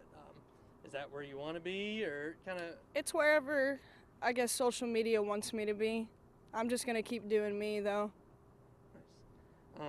You know, full-blown tour schedule this year? Oh, yeah. Okay, what are some stops you're looking forward to? All of them. Nice. Next one. Any in particular? No, Gotcha. Just all of them. Maybe Glendevere, if we play Glendevere in Portland. I really like the grass and how bright it is, and just the energy in Oregon and Washington and just that area. Number one key overall to put together 3 rounds out here and walk away with a win. Accept whatever happens after you throw your shot. Don't get mad. All right, I've got just one or two to follow up with. This year, you've only had 1 round where you played below your rating, and that was at Belton last weekend. I'll follow it up, though, and say, do you care about ratings? Does any of that matter to you? No. It's where I think where I stand after the tournament is what matters to me the most. Ratings is nothing. I could have a bad round and a poor rating, or a good round and a rating that's at my rating. I don't think most ratings are accurate. I don't think a player should base their skill off their rating. I think that sometimes provides doubt in a player's mind, and in a competitor's mind, there should be no doubt. There should only be confidence, and just confidence, you know. So fair to say that you don't have a goal or any kind of benchmark in which you would hope to be rated at by a certain time of the year or anything of that nature, or do they still matter in that regard? I mean, I want my rating to be higher, if anything, but I don't care exactly what number it is. I'm not looking for an exact number. All I care is about how I place in the tournament from here on out. I think ratings are a distraction. What would you change about them? Ratings? I don't know. I don't really have like anything I'd change. I just think they're a distraction to me. All right. Well, we know that you want to maintain focus. We wish you the best of luck this week, and we'll be back right here on the Disc Golf Network in a moment. Awesome.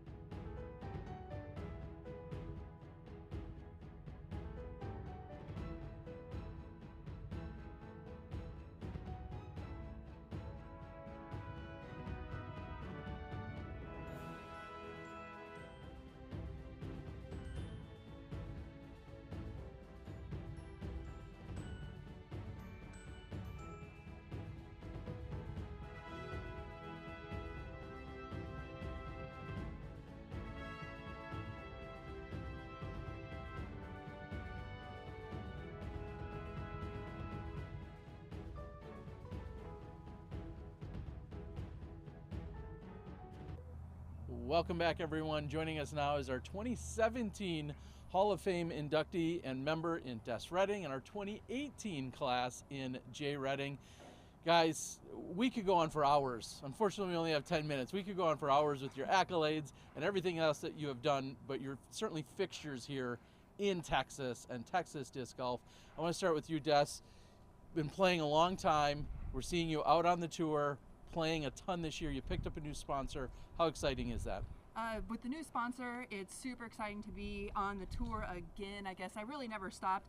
In 2022, we'll mark our 30th year of playing disc golf. We found disc golf in 1992, so it's very exciting. I'm really excited with the Disc Golf Pro Tour, the new crop of women that are coming out. Even with the U.S. Women's, it's sold out in 2 hours with 72 pro women. They bumped the field up to 100. It's outstanding to still be a part of this.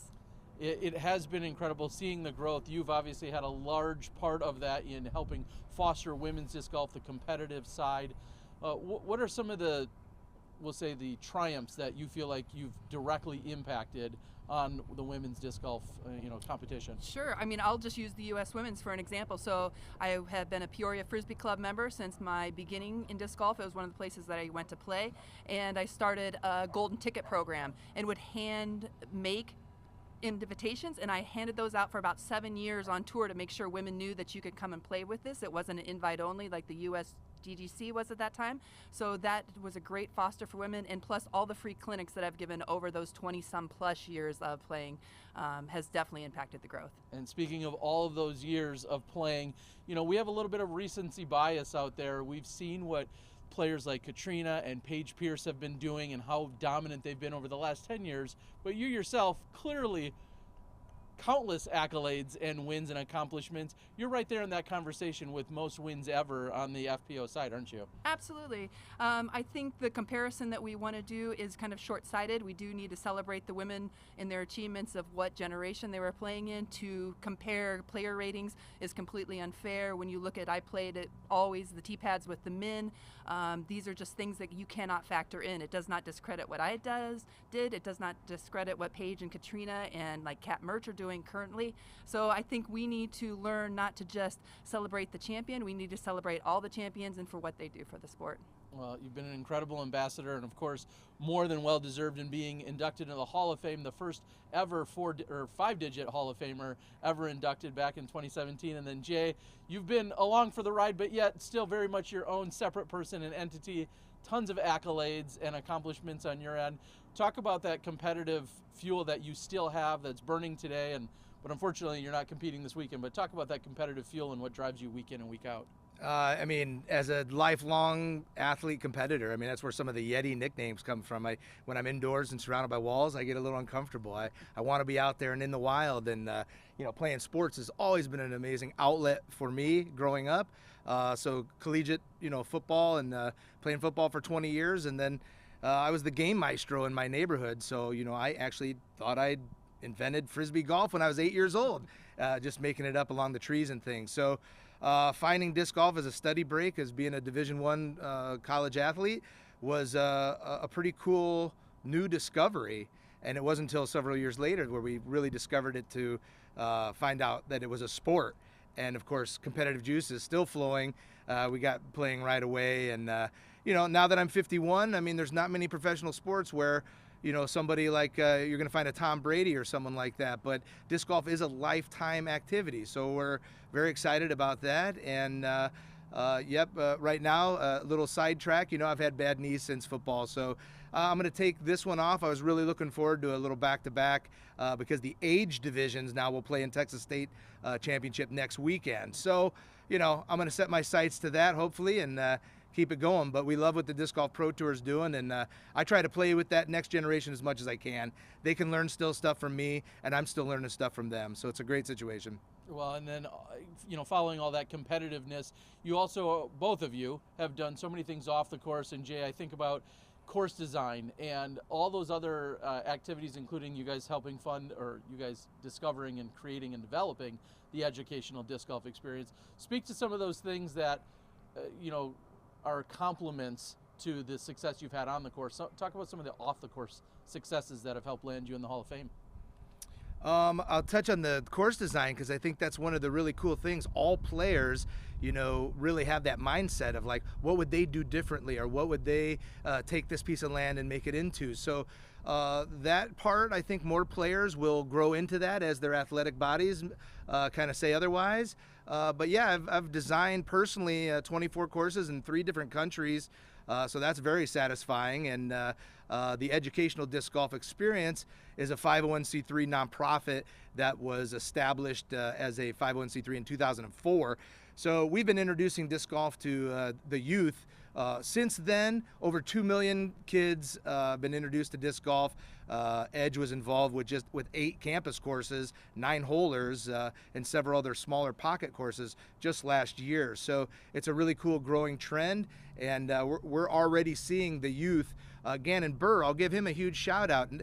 He's not exactly an Edge product. However, we knew him since he was a little guy, and we sponsored a package to his school. Gannon got to be the superstar of his school and teach other kids how to play disc golf, and then here he is now today, and he's actually designing a campus course in his hometown of Wysocki in the school district that'll be open this year. So those Iowa roots always come back for you guys. And just recently we heard Gannon talk about how much he doesn't necessarily love school because disc golf has become a viable option for him. It's something that he will likely continue as soon as he graduates from high school. And Des, here we are all these years later, and you're still competing and you're still playing at this high level. Did you ever think that disc golf would carry on decades after decades after decades for you?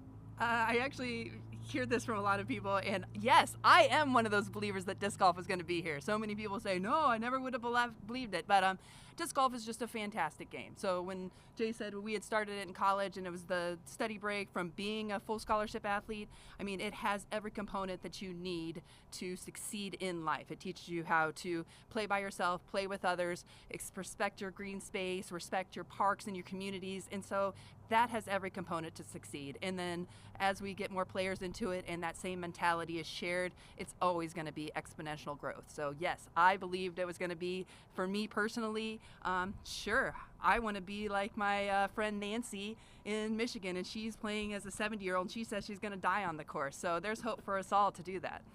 And as you guys inducted again in 2017 and 2018 into the Disc Golf Hall of Fame, what's something that everyone should know about the Hall of Fame that maybe they don't realize or recognize or just aren't familiar with at this point with regards to our Hall of Fame? Is there anything you'd want to enlighten everyone about?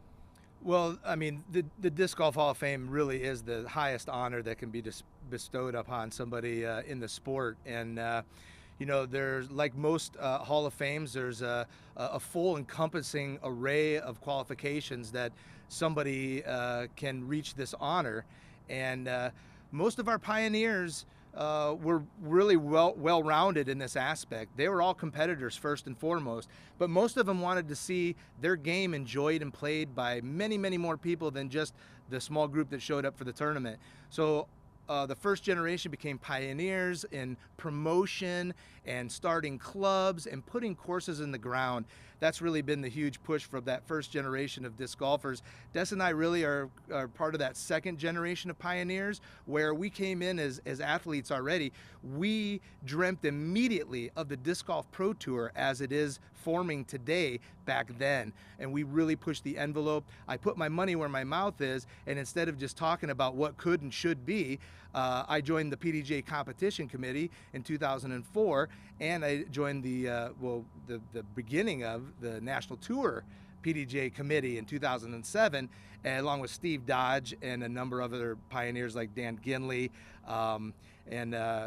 We really wanted to push the PDGA National Tour to really what we're seeing today with the Disc Golf Pro Tour. I couldn't be more proud of what's happening with our sport.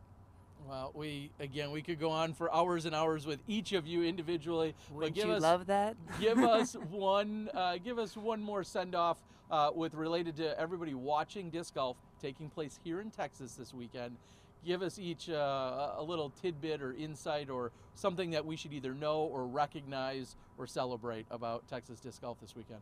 Well, Texas disc golf is totally #1. Check out disc. I mean, because they're straight out of Texas. But otherwise, I really go to the PDGA's website. There is a list of all the Hall of Fame members. It has good bios. I suggest that everyone take that opportunity to look at all the bios of the Hall of Fame members, because this is what has made the sport today. So take an opportunity to know who the first women's world champion was, the second, the third, and likewise for the men. That's your best bet to succeed in sports, is know the background of it. Jay, you had a comment about some kind of fruitcake, cheesecake. What are we talking Yeah, about? well, Give us a Texas send-off on your good eats. Anybody that is of Terry's age, and we go way so back, you know, I did some early podcasts. I had a magazine column. I did the PDJ radio. I always had the Yeti Road Report out there. You know, playing and practicing and competing is an absolute joy. But I also like to live life. And so anywhere I go, I try to get out and talk to the locals, find out what makes that place unique. Why are we here in town? Well, we're here to compete, but we're also here to live life. So I always tell people to get out and check it out. Tyler's very unique. Lots of waterways and spring-fed waters around here. The fishing is absolutely tremendous. There's great barbecue everywhere you go. But just down the road in this little town called Corsicana, 125 years, this is the original fruitcake. And I'm sure there's some original 125-year-old fruitcakes still sitting around, propping up people's doors.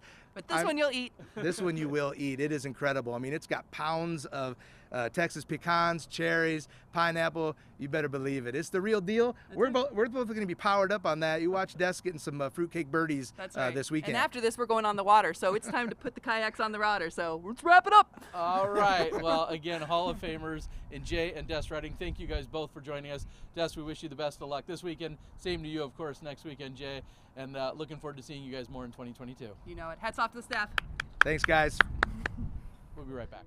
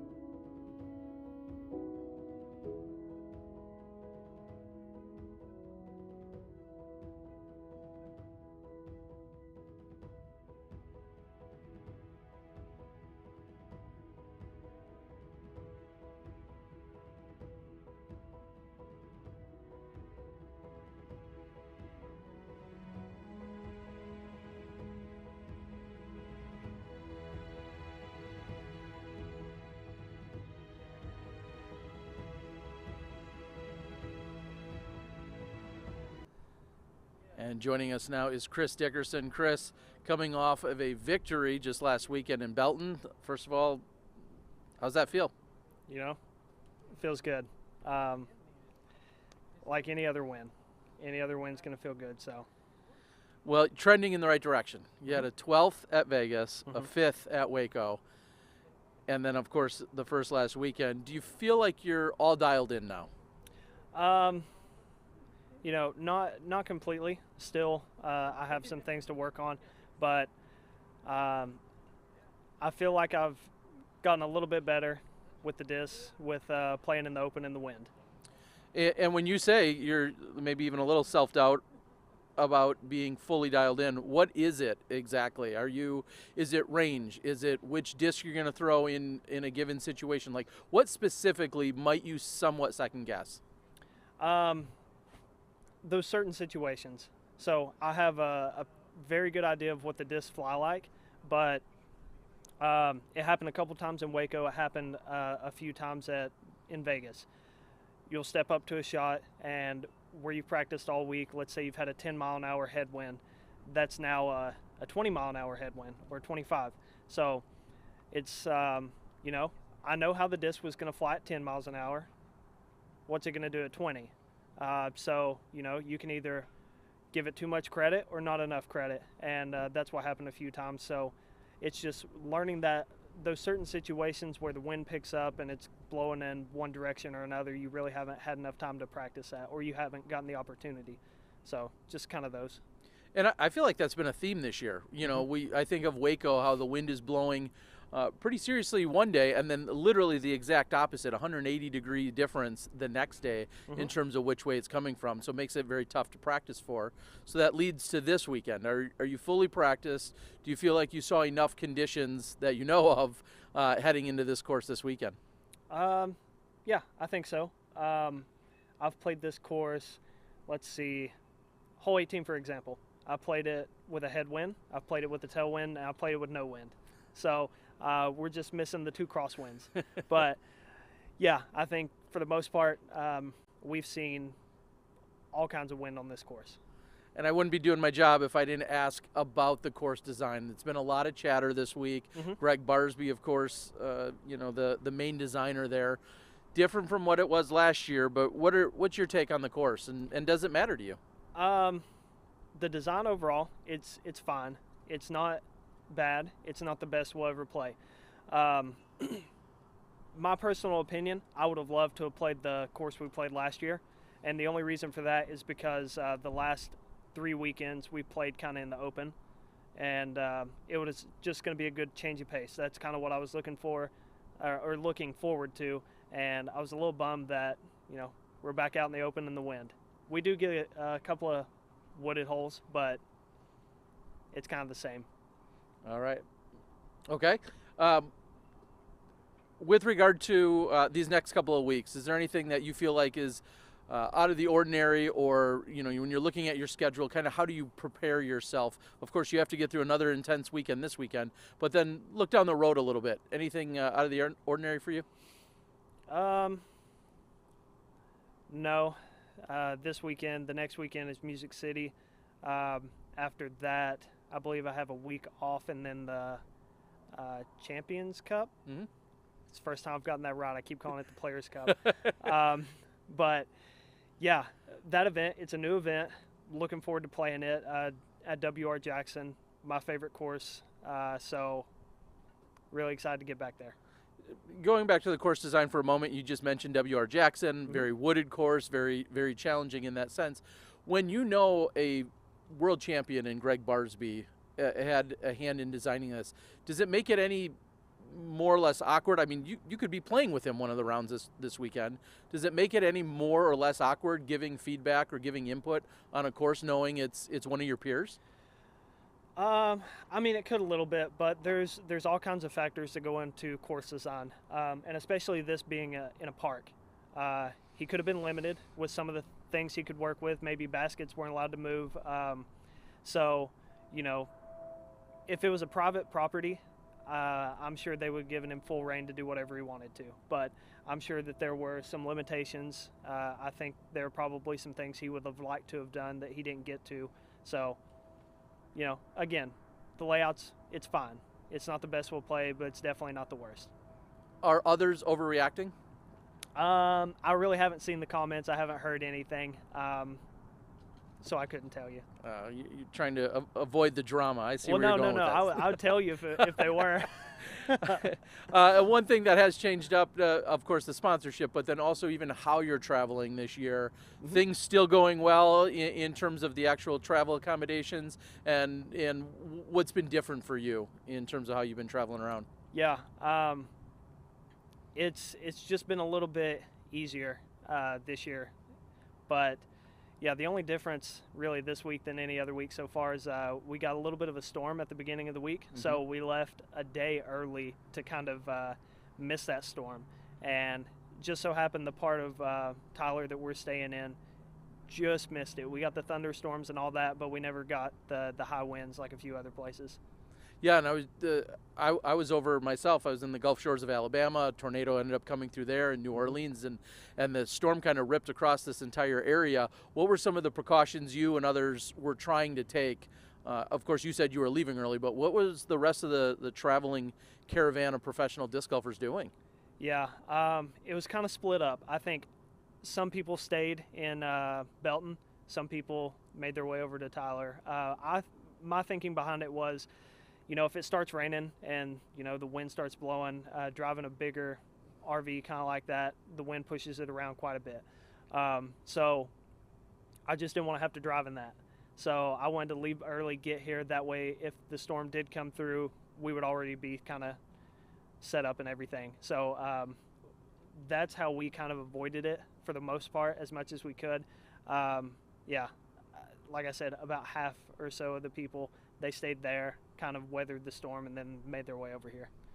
All right, my final question for you be, what will it take for you to raise the championship trophy or belt or medallion, whatever it is this weekend? What will it take for you to raise that this weekend?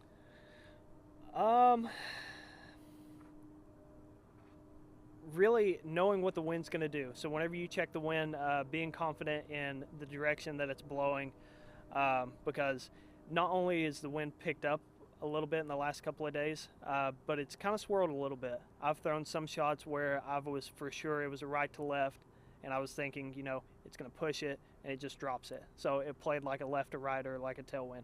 So being confident in the wind read that you get, and just throwing your shots. All right. Chris Dickerson, always drama-free here on the Disc Golf Network. We'll be right back.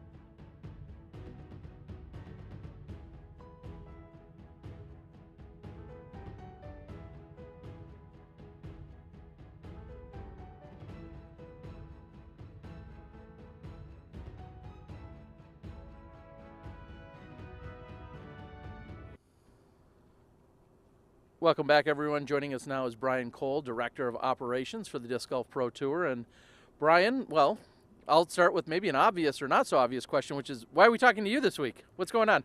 I am here representing the Disc Golf Pro Tour in place of Jeff Spring, who's moving ahead to some other venues. So I'm leading the charge here for the Disc Golf Pro Tour. So we show up in Tyler, and of course, a lot of conversation about a change Sure. with regards to the course. Have those questions been brought to you? Have challenges and issues been brought to you, or is that getting handled more at a club and a tournament director level?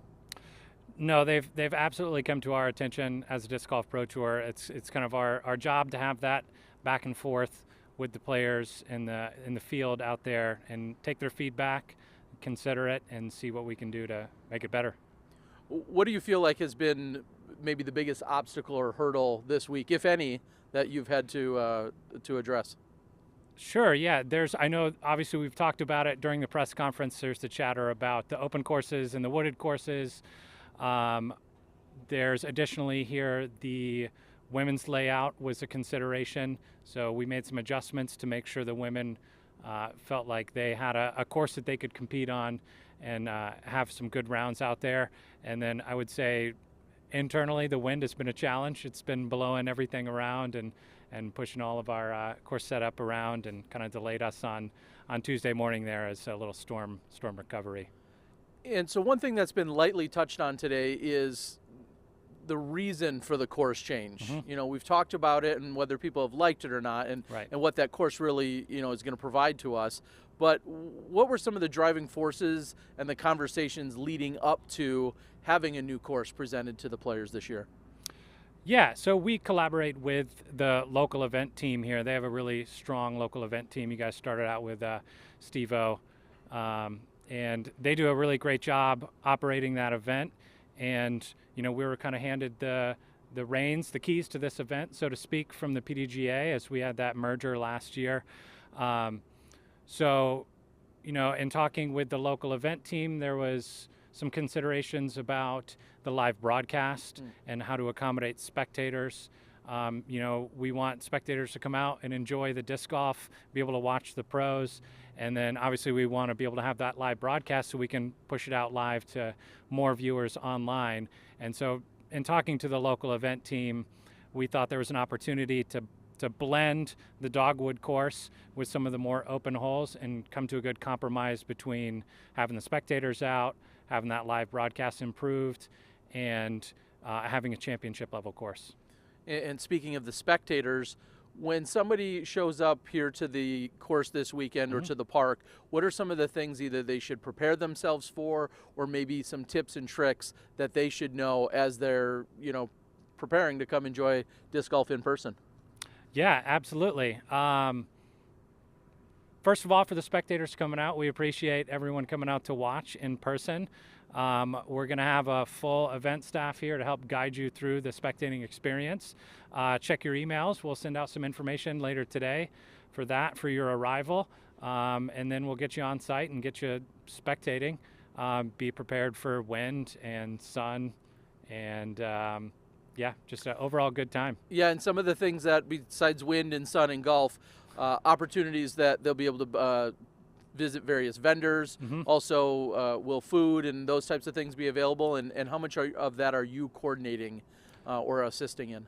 Yeah, so again, Steve-O has done a lot of that coordination with the local event teams. So yeah, there's going to be food trucks on site. There's a huge vendor village set up. I'm really excited about the experience actually there in Tournament Central. Hole 18 is right there. There's going to be dozens of vendors out there selling discs and food, and yeah, plenty of golf right around Tournament Central. So, all right. One of my last questions then is, you know, as you speak of the spectators, if they want to come out here, is that an online, is that an in-person ticket sale? Like, what are the things that they should know about in case somebody's never been to a disc golf tournament? What's available that they can be part of here? Yeah, all the tickets are for sale on our website on dgpt.com. So they can go to the event website there and purchase tickets online, and then they'll get all that information about coming out and where to park when they arrive. VIPs are sold out already. There was a big demand for that, but there's plenty of general admission tickets still left on that website. All right. Well, before we wrap up the entire conference here, is there anything you'd like to say to the world, or any updates, news, information, tour, or otherwise that the world needs to know about right now? It's been a great 3 stops here in Texas. We're excited for this event, and we can't wait to see you on site. All right, everyone. That's Brian Cole, and for everyone here on site at the 2022 Texas State Championships, I'm Terry Miller, the Disc Golf Guy. That has been your press conference, and we'll see you live tomorrow for the action with the women in the morning.